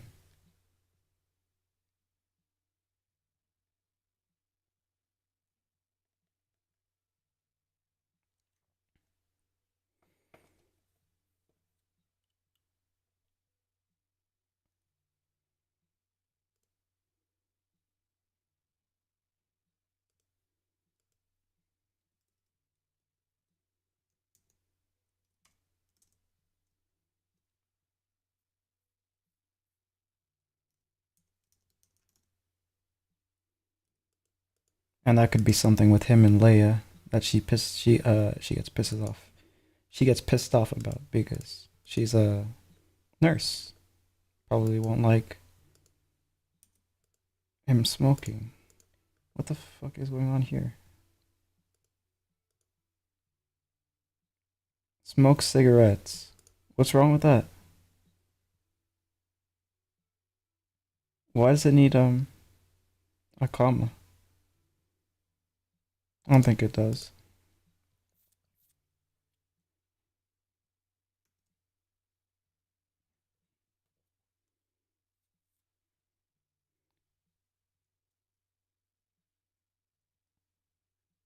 Maybe it thinks.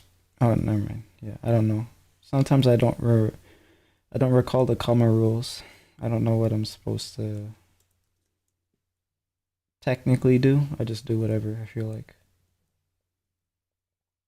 Remember, there's like a rule where it's like if it's a comma, that means that it means it's like an abbreviation of is, or it's a possessive that it means that whatever you put the comma on is possessed or possessive of prior nouns.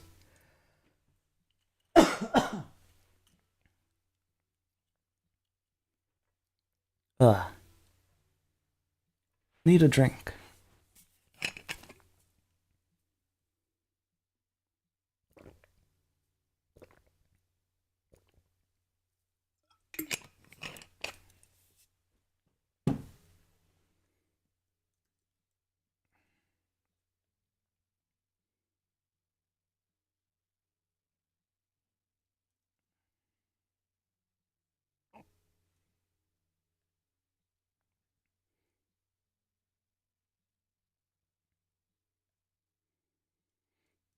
I want to just flesh out the characters enough in their personality and their history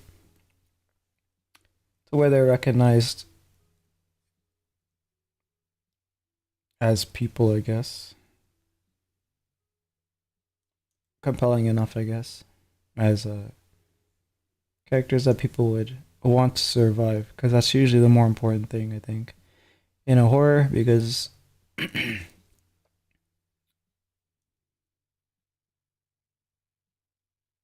sometimes the monsters, even if they're technically creepy, the horror is more so whether or not you're the characters that you end up liking uh survivors suffer a terrible fate.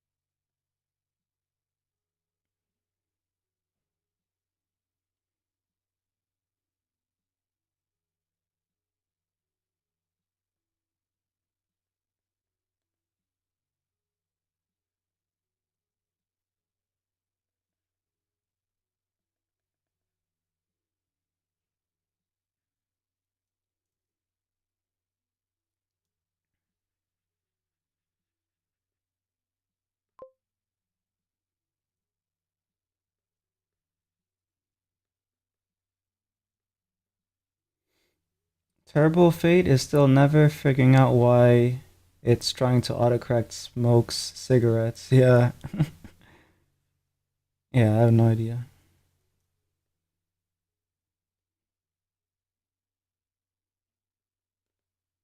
Maybe it thinks smokes is a person.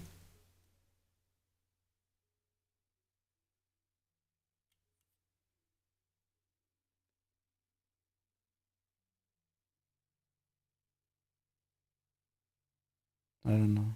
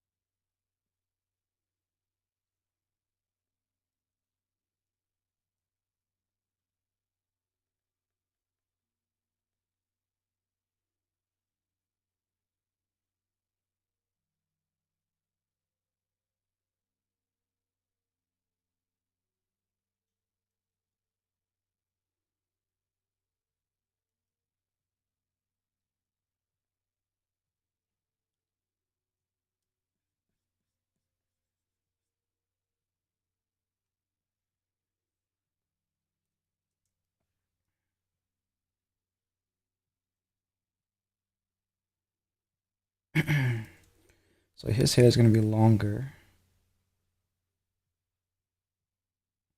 mostly swept back though. So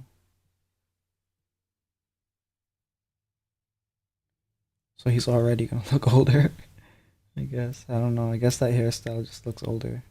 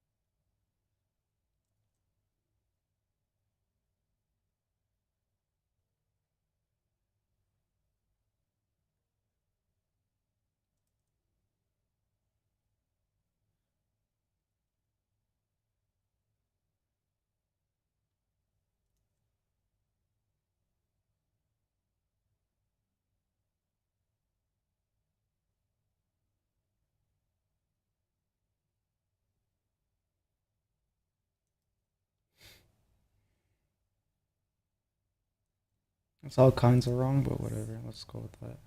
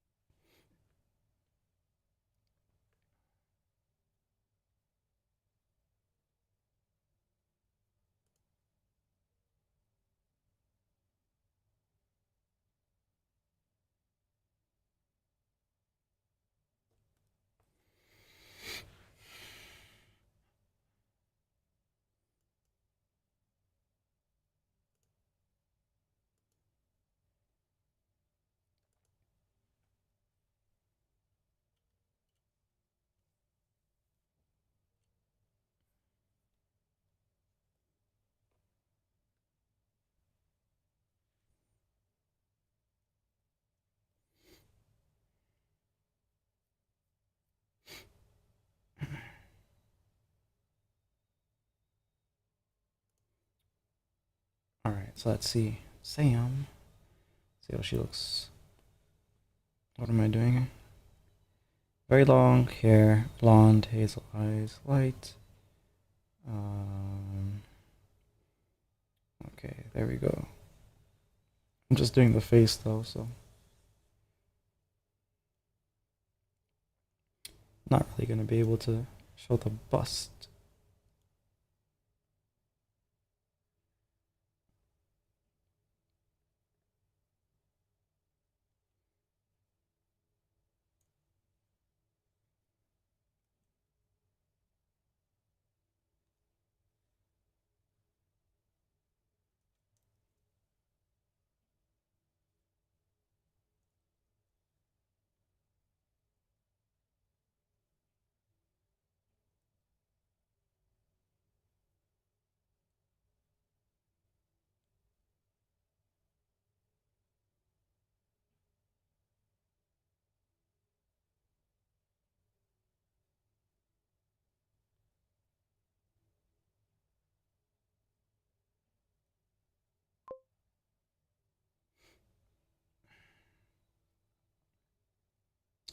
Autocorrect just getting into the mood for noir movies. Yeah. How you doing, Des?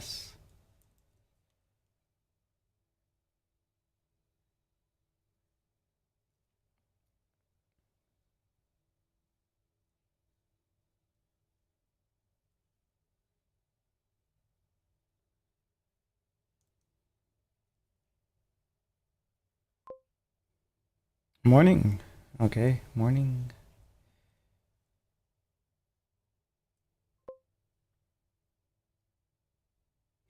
How good you making a character? Yeah, so I don't think you were here when I started this. It's like a really fast project, kind of threw it together. Um, so we designed five characters.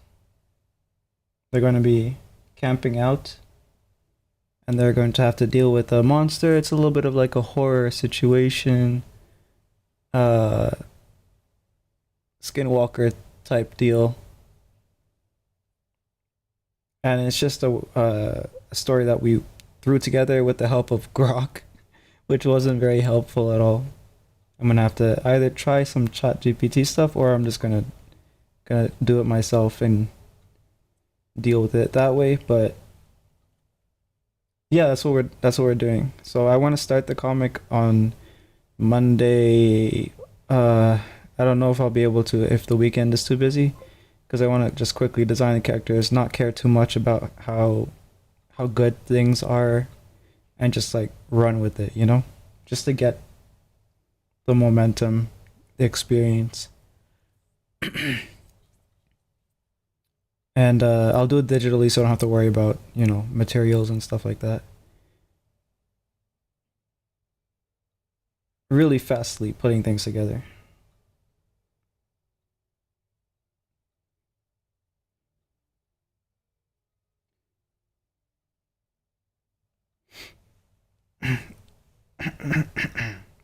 I can read to you the monster and stuff, but you just woke up, so you're probably doing stuff. I'm drawing Sam. I'm drawing Sam. I can't. I keep forgetting which character I'm drawing. Yeah, so she has to look like. Send it's over. I can't really do that because it's actually I can throw the whole file in. I can technically wrap the entire file and throw it in. It would probably just take a second. Oh wait, no, you'd have to have a JavaScript reading software. I don't know if Notepad will be able to open it. Maybe Notepad will be able to open it, but I'll just do it and send it over, I guess. Basically, what we have is the thing that I'm working with. It has everything separated into different files, so it's like multiple files. Uh, this program is Atom. It's a free programming tool. I'm just using it as a word processor because it has features that are good for word processing and for organizing files. So you have it saving it into your cloud. You can access it from any computer and edit it with the Atom program, which is free. And like the project, I didn't give it a name yet, so we have the narrative, we have the chapters that I haven't added anything to yet. The cast, all organized by um, name and their like various data. It's usually used for building games, but the file size is so small, and it has so many nice features like autocomplete of words. So if I were to type, as long as the word exists somewhere in the program or in the files that you're working with, it basically will autocomplete it. Usually, I guess not.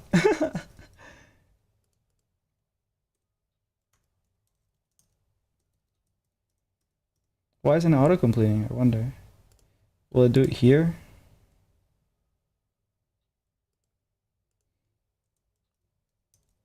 Yeah, it does it here, but it doesn't do it out there. So like if you're typing and you want to go really fast, you just basically do like you hit enter and it will autocomplete words for you. Is that misunderstanding? Oh, it's just doing some nonsense again. Okay. Yeah, it's a useful tool. Don't save it.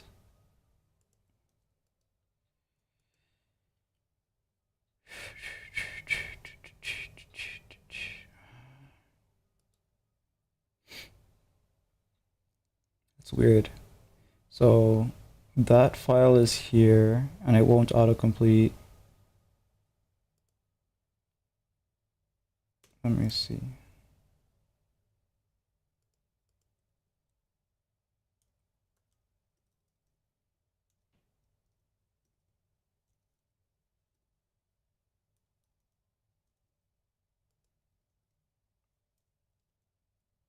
Okay, so it's only doing it if it's inside that file, I guess. Probably. Yeah. Okay. So if it's a word you already wrote, essentially it will autocomplete it for you.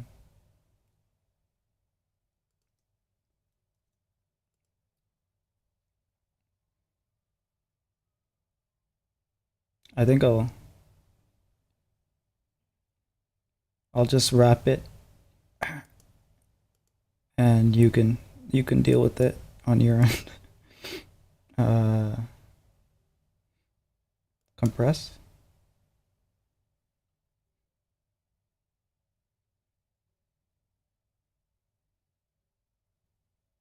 Oh, it just compressed it instantly.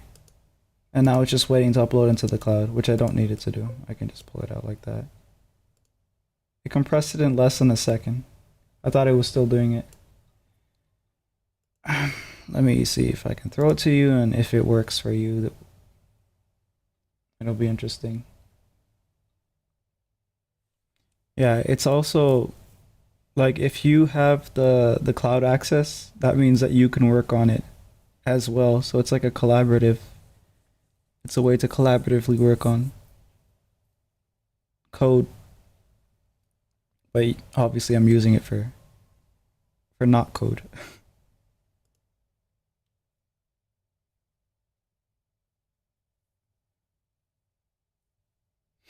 I'm waiting for Discord to open.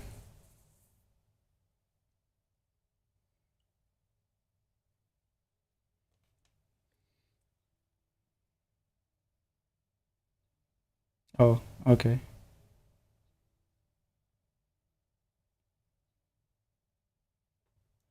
Ah,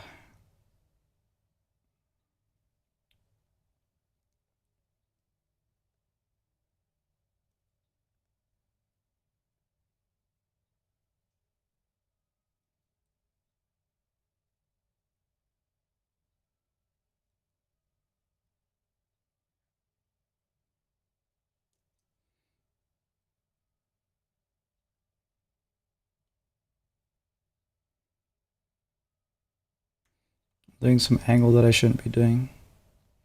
I'll restart.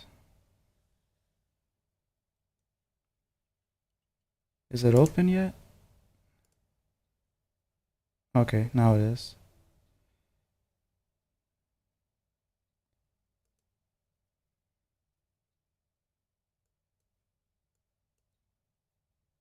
Oh, wrong. Dude.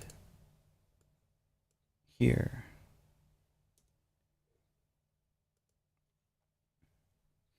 If you have Atom, which you can get for free, you can probably open and navigate the file pretty easily.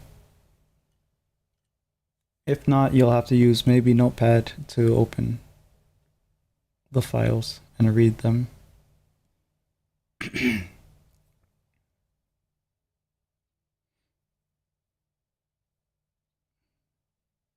Possible this. What does that mean? Thank you. I'm guessing it's like a virus thingy. Is that what happened?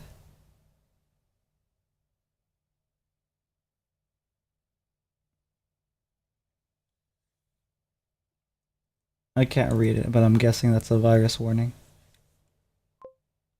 Yeah.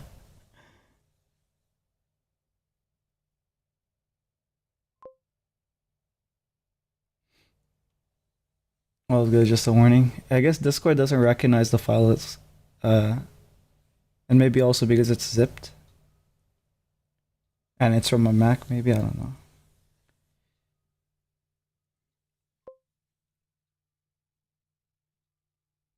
Oh, cool.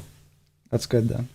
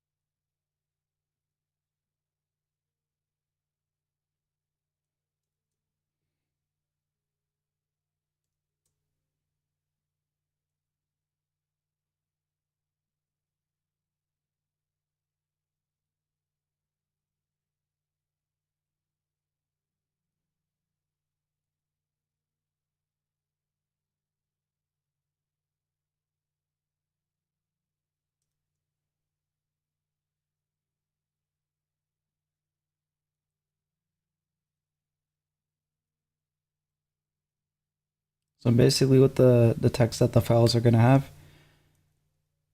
some of it is blurbs that Grok generated when it's like summarizing information that I already fed it, and it didn't really do a good job. So I'm gonna try Chat GPT next time to see if it can help me generate an actual uh, outline for the story, because I don't think Grok's gonna be able to do that.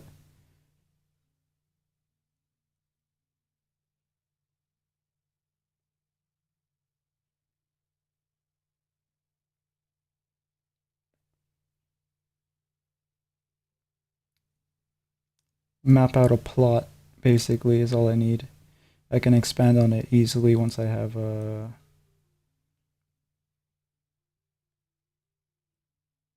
the basics, kind of the skeleton of it figured out. This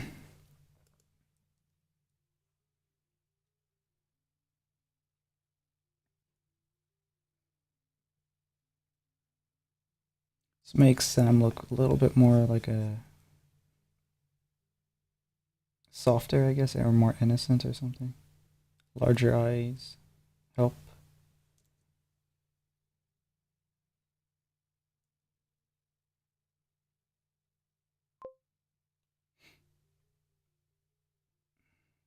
Look, I found a novice writer VTuber. Let me see. Yeah, I have to click on it and then it like send me to the page as well.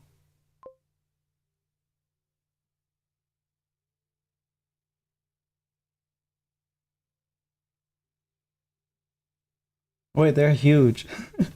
This is like this is almost a 5K person by uh oh wait, they're a singer too. That's sick. Let me I'll check them more after stream.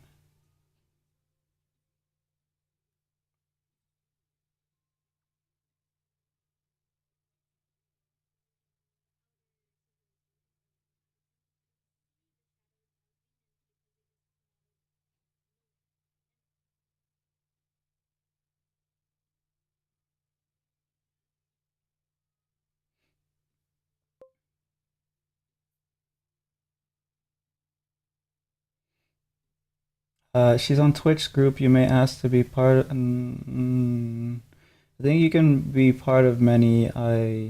Oh, yeah. I don't know about that. Uh, check them out, you mean you will just follow and never socialize? Yeah, that's exactly what I meant. But I don't know this person.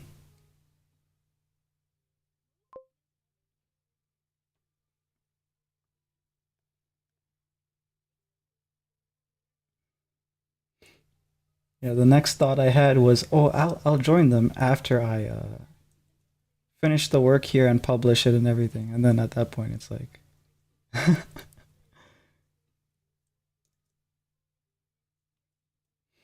imagine using social media, not social, not be social. Yeah,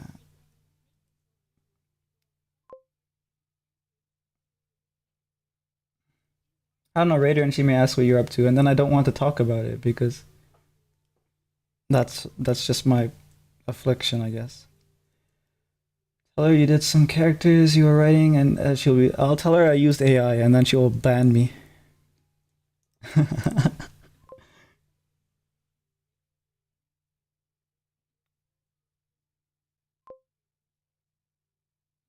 Then raid and don't talk about it. That'll make it better.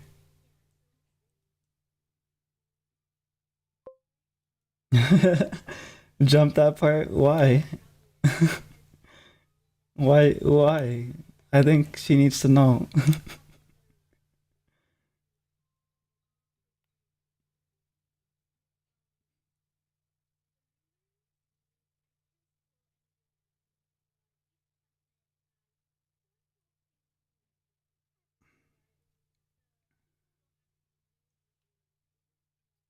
You've done plenty with. Well, that's the thing. Like, if you use like just a little bit, it's enough for people to discredit you or whatever, right? So, like, I've long since. I don't think I ever really cared in the first place, but like, um, when I was thinking about like, do you just use it a little bit and then people will just like be like, oh, all of it is crap because you use it a little bit. I never really cared what they thought in the first place. I just want to make the work and then move on to the next work and then make that work too and then move on to the next. That's just how my brain works. I just want to do stuff. I don't really care about if they don't really like it. And then at the same time, there's a part of you as a creator that wants like feedback or to find out what an audience thinks about stuff. I don't know. Maybe the AI stuff is polluting it. Too emotional reactions. Too much emotional reactions to it. Just say assisted. That's enough for them to go schizo.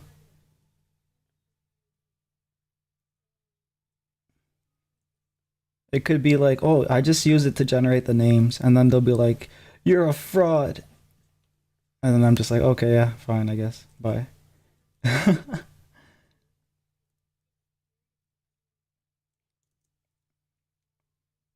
Of course, I'm assuming things, but there's a lot of basis for my assumptions. Yeah, just don't say it. Just don't say it, and then you build a relationship with someone, and they find out later, and all the cards start crumbling.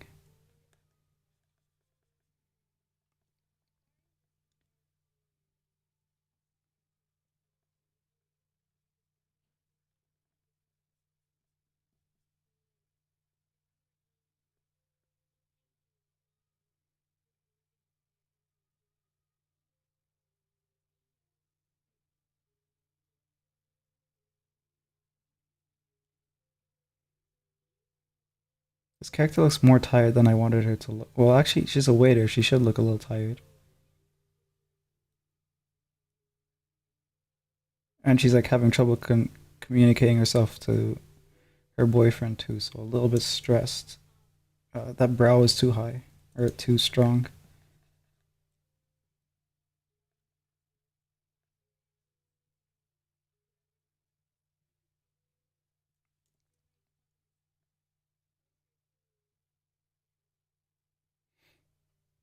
Yeah, so there's a couple writers that I actually follow. Kyo is one of them. Uh, Nenkan Alice was a VTuber writer, sometimes writer, not really a lot of the time, but there's a couple other dudes. Can't remember all of their names, but yeah, huge. I had a script and then asked the AI, or was it a prompt?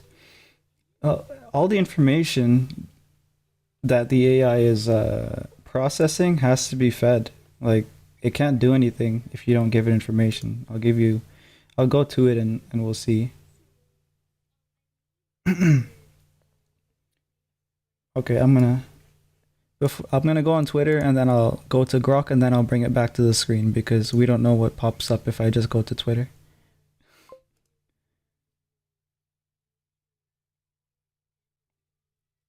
It's fine, but that's that's because we understand it that way. The common person doesn't understand it that way. The common person thinks that you just like you say make me a story and the thing writes you a whole story with complete characters and plot and whatever, but it ain't so.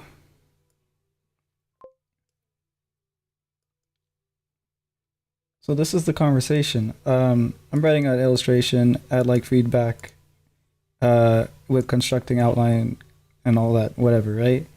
So it's just telling me what it can do because I asked it what to what extent I can rely on it. And then I theorize with it how long it will take me, which it says approximately 2 years if I'm doing like maximum 2 years if I'm doing like 3 pages a week or something. But I can go faster. What if the streamer is chill with it? Or what if yeah, what if who knows? Fuck the common person. That's what politicians be saying. Bro, I'm sure most people would be cool with it if they know you did it all that work already. Yeah. Um yeah, so a young couple I give it the prompt here. A young couple go camping with friends, horror lurks in the forest, boy doesn't understand the girl as well as he believes. The girl doesn't trust the boy as much as she should. A monster's manifestation of their misunderstanding and mistrust. It's the embodiment of what tears them apart from each other. It tears them apart in front of each other. And then like just giving it pieces of information and then it's basically building stuff. Most of it I like 90% of it I don't need because it's not understanding what I really want. For Grok, you need so much specificity in your prompt for it to give you a good piece of information. So I'm saying, oh, it's hunting using mimicry slash imitation, um, and I'm asking it for multiple aspects of that monster that I'm trying to design, and I take whichever one I want, manipulate it however I want to make it fit the needs of the story. That's basically how you are supposed to use an AI. It's like a quick brainstorming research kind of thing, right? Um, yeah. So the character names, that's the AI's idea. I just ran with it because I don't really care what their name is. I'm just it's like for a story, I would have like if it's a story I really care about, I would have their name mean something. But for this, I don't really care. It's just a common group of names for a common group of characters. So here I'm just feeding it more information. All characters college age. Only Leia and Jordan attend college. Alex is a mechanic working under his dad. Sam is a waitress. Jordan is studying to be a lawyer. Just feeding it pieces of information that I want to include, and then it assimilates it by character, right? So it's like stream of consciousness, just throwing out all the things I can think about characters at random. And then I do it a couple times and I get it to summarize it. Then I do it for their descriptions, their bodies, their fashion, etc. And then it does it again, summarize it for me, right? And that's how you use AI. I expanded on each of them here. it didn't really understand the characters even after all the information I gave it.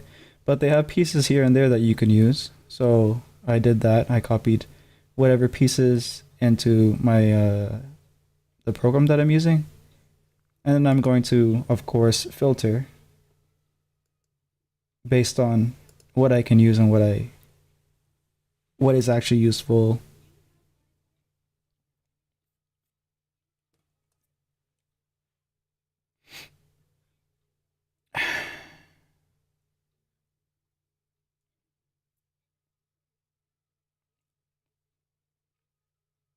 I have documents from before AI kind of blew up, and they're way, way, way bigger and more like we're talking maybe 100 to 300,000 word documents, multiple documents, and it's just all world building and character like descriptions and stuff like that.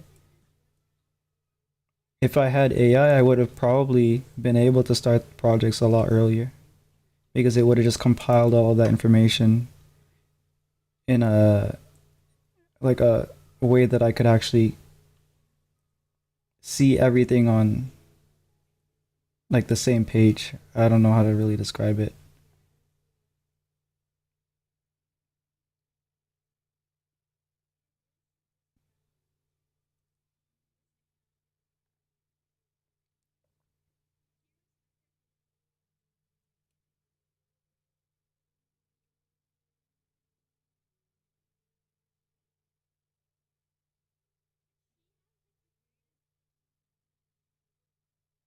Oh my god, she's on TikTok.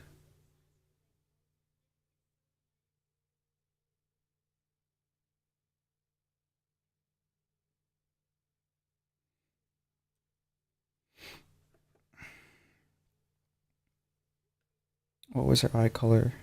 Hazel eyes.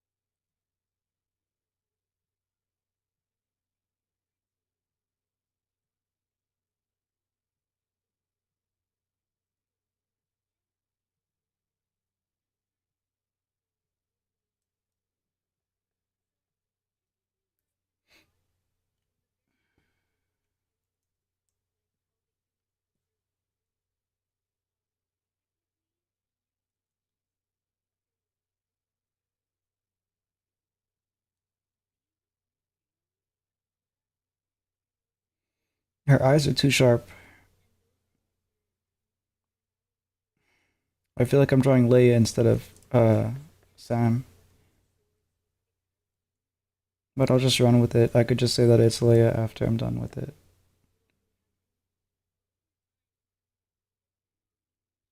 Leia has glasses because she studies in she's in med school, so her eyes are fucked.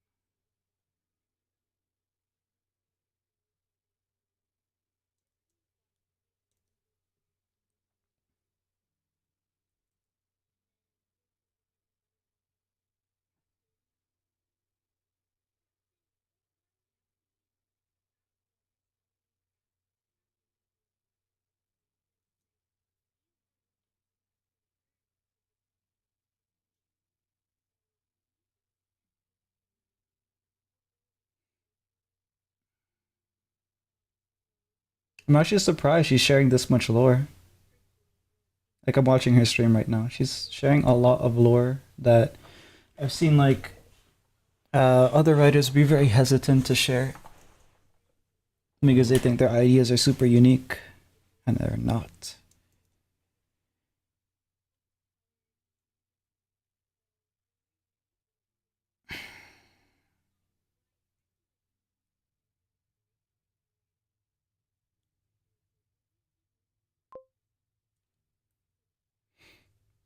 Unrelated musing, I'm trying to finalize a design for a fictional aquatic race, but the only reference for ideas regarding large arm fins is from Zelda. Yeah, I'm surprised there aren't more. Interesting. Large arm fins. I feel like I've seen it somewhere else, like in a not in a series necessarily, but like in a piece of art, like a concept art or something.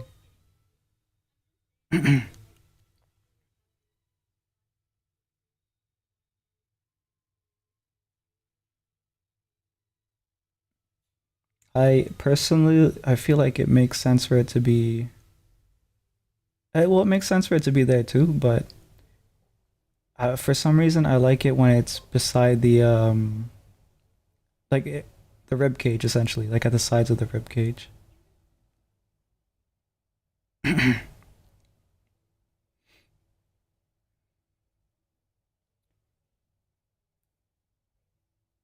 Yeah, she's using a PNG. Yep.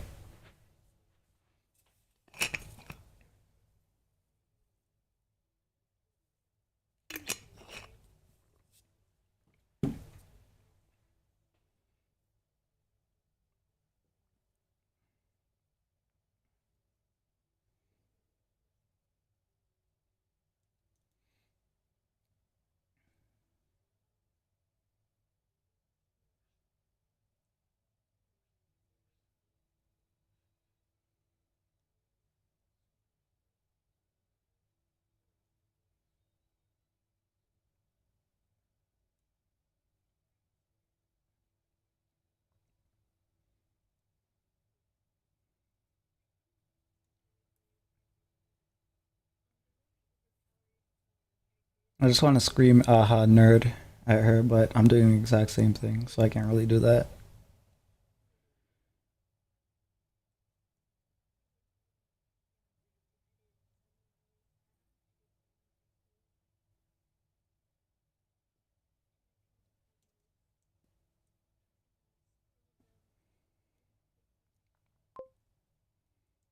That's a good open if you're eight.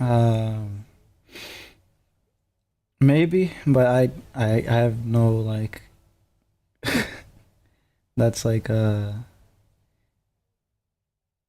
watched people's streams for like 2 years. Some of the people that I talk to now before I even commented once in their chat.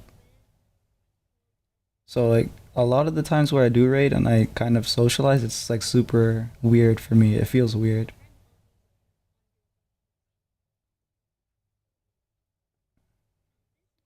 It feels too personal if I say something like that.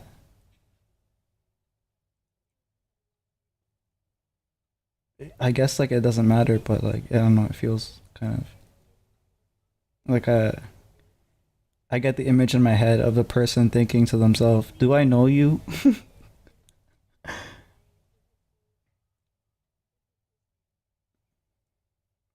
Like what again? Huh?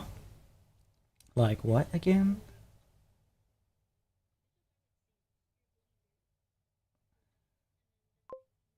Uh,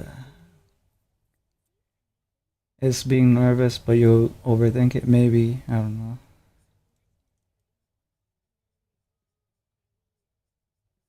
Maybe I feel like I'm just drawing a random chick. It doesn't. I'm not thinking about the character that I'm supposed to be drawing.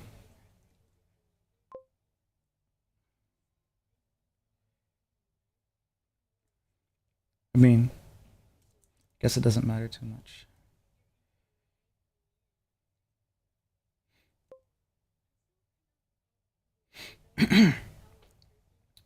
Like imagine someone raids you, you're just gonna be happy. Yeah, I know. Like for me, but so it's just the same for that. Like, yeah, maybe.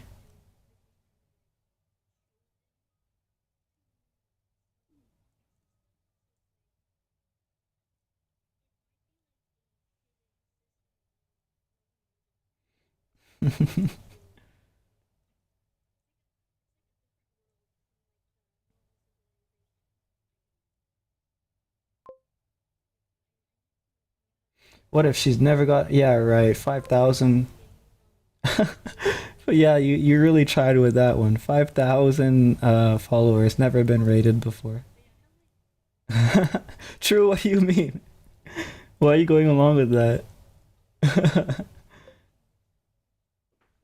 Oh, first one of the year, you pivoted really quickly.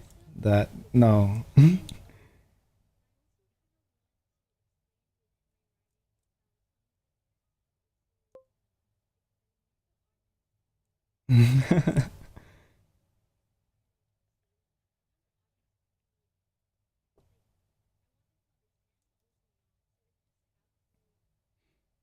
Oh, she said something so real just now.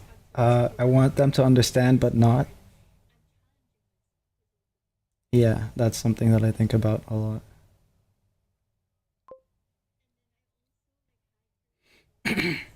She's never been rated by another writer, but I'm not necessarily. Well, I'm doing a writing stream, but okay, yeah, I am. I do think of myself as a writer. Okay, fine. You got me with that one. Assuming that it's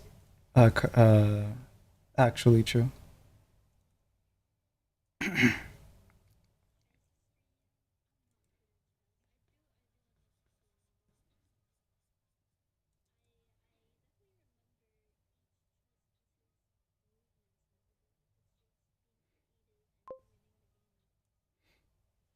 The only way to know is ask. Uh huh.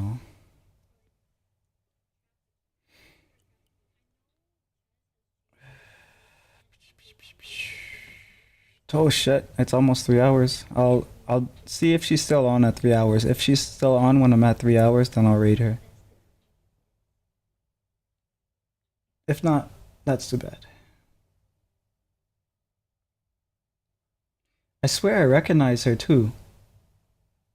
I think maybe I've seen her avatar somewhere.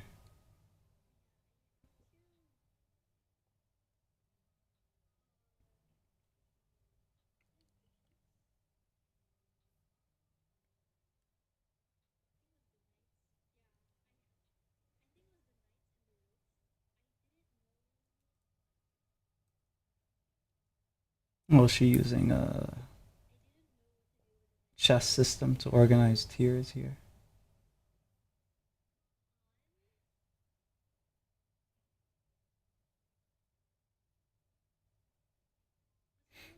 I'll make Sam have like no.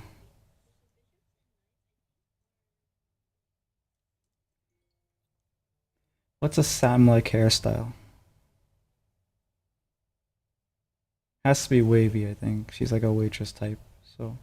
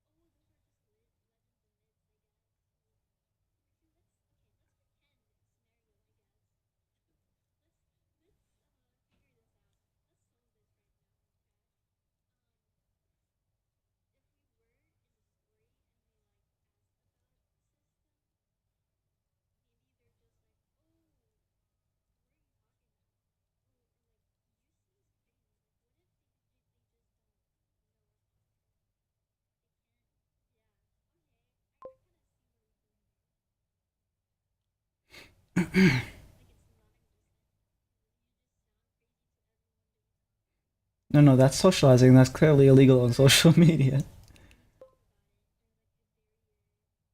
It's illegal for me to. It's not in my nature for me to attempt to socialize for social gain.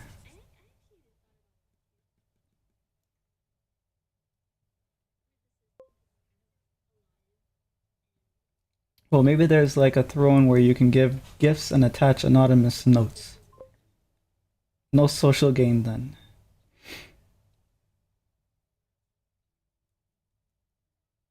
I can just do the follow button and anonymous gift subs or whatever the thing is called.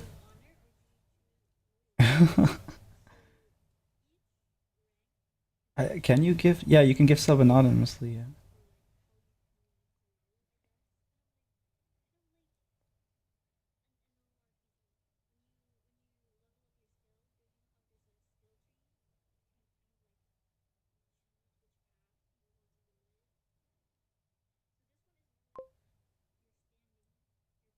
Yeah, all donos have the option. Yeah, there we go.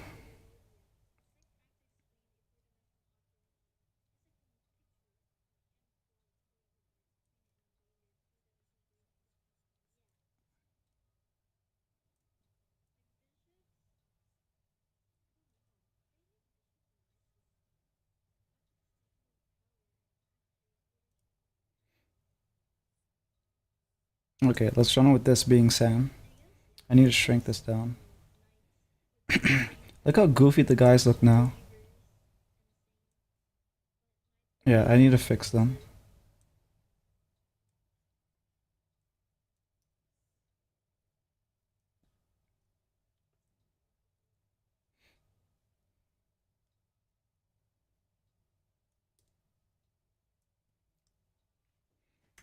Nice thing about the next one is I can just do a template because they're twins.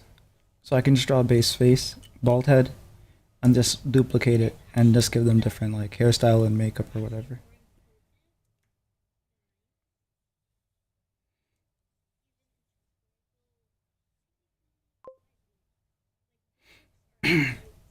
Guy on the left, this one, yeah, it looks less. What I mean too is okay. This one straight up looks goofy, like it looks messed up.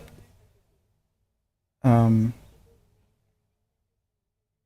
but they don't look like the characters I'm trying to figure out in my head.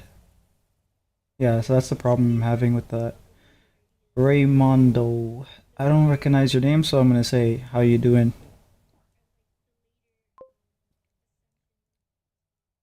Looks like Aaron with cigarette. Yeah, actually, yeah, that reminds me of him a little bit.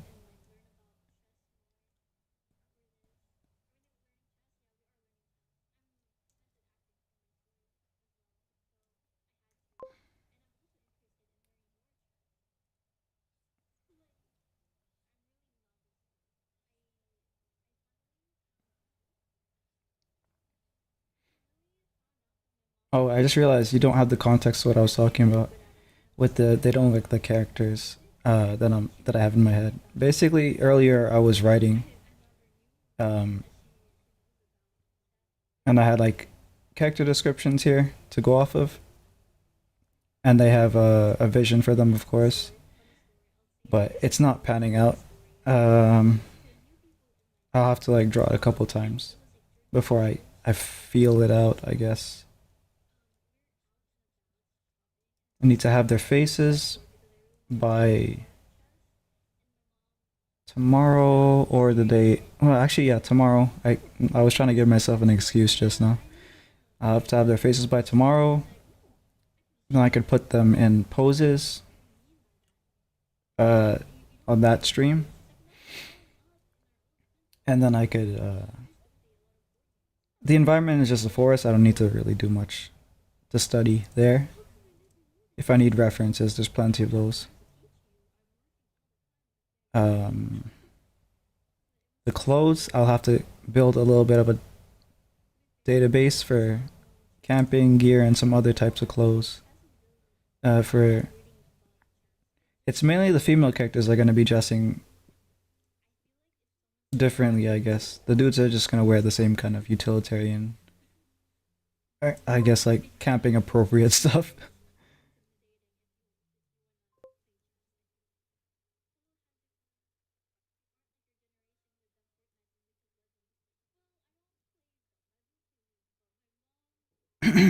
The males. They gave off young Marco Pierre White. Young Marco Pierre. Young M- Marco Pierre. Is that the? Oh shit! It's the. It's the cook. Yeah, the legendary cook dude. I don't know why I didn't recognize his name. I guess it's not as marketed as. I can see. I can see where you get that from. Yeah, the cigarette in his mouth there.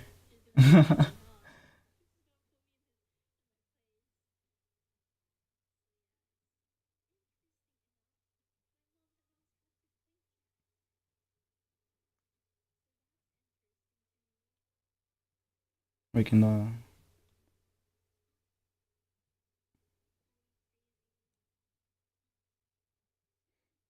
do a little work with him here.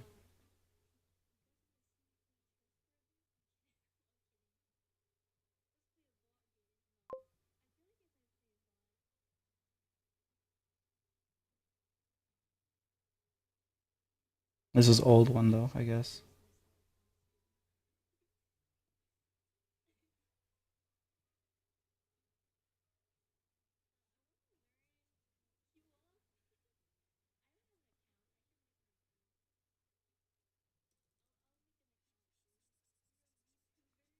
She plays leagues. It's yeah, I heard that too. Uh,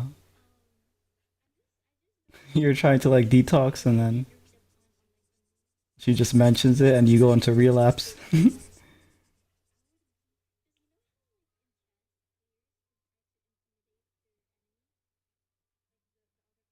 There we go.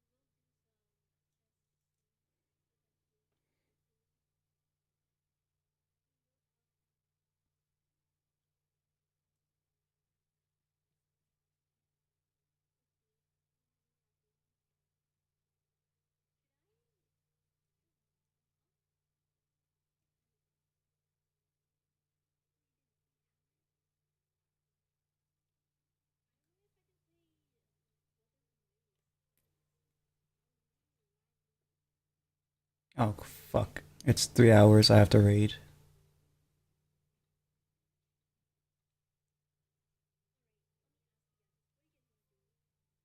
Oh wait, is she ending?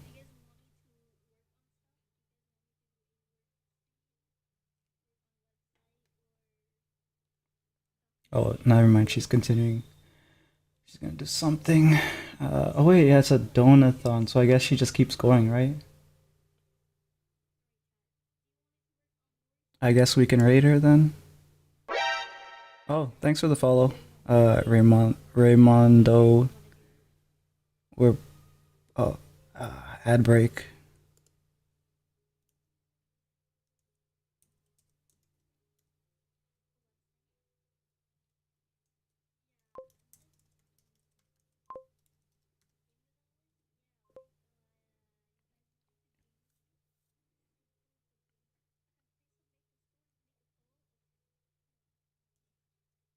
Oh shit, she plays Maple Story. That ages her.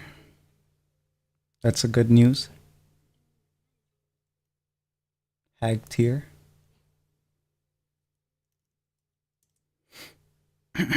Well, put the shell in between my yeah. Okay, well let's rate her then. Rez Rezochi. Now I just have to hope that she doesn't allow randoms to raid her. Oh fuck. Okay, fine. All right, I guess we're gonna raid. Thanks for the wonderful stream. Thank you for sticking around, and I'll continue the designs tomorrow. See you guys. Oh, misprint. Thank you. Bye bye.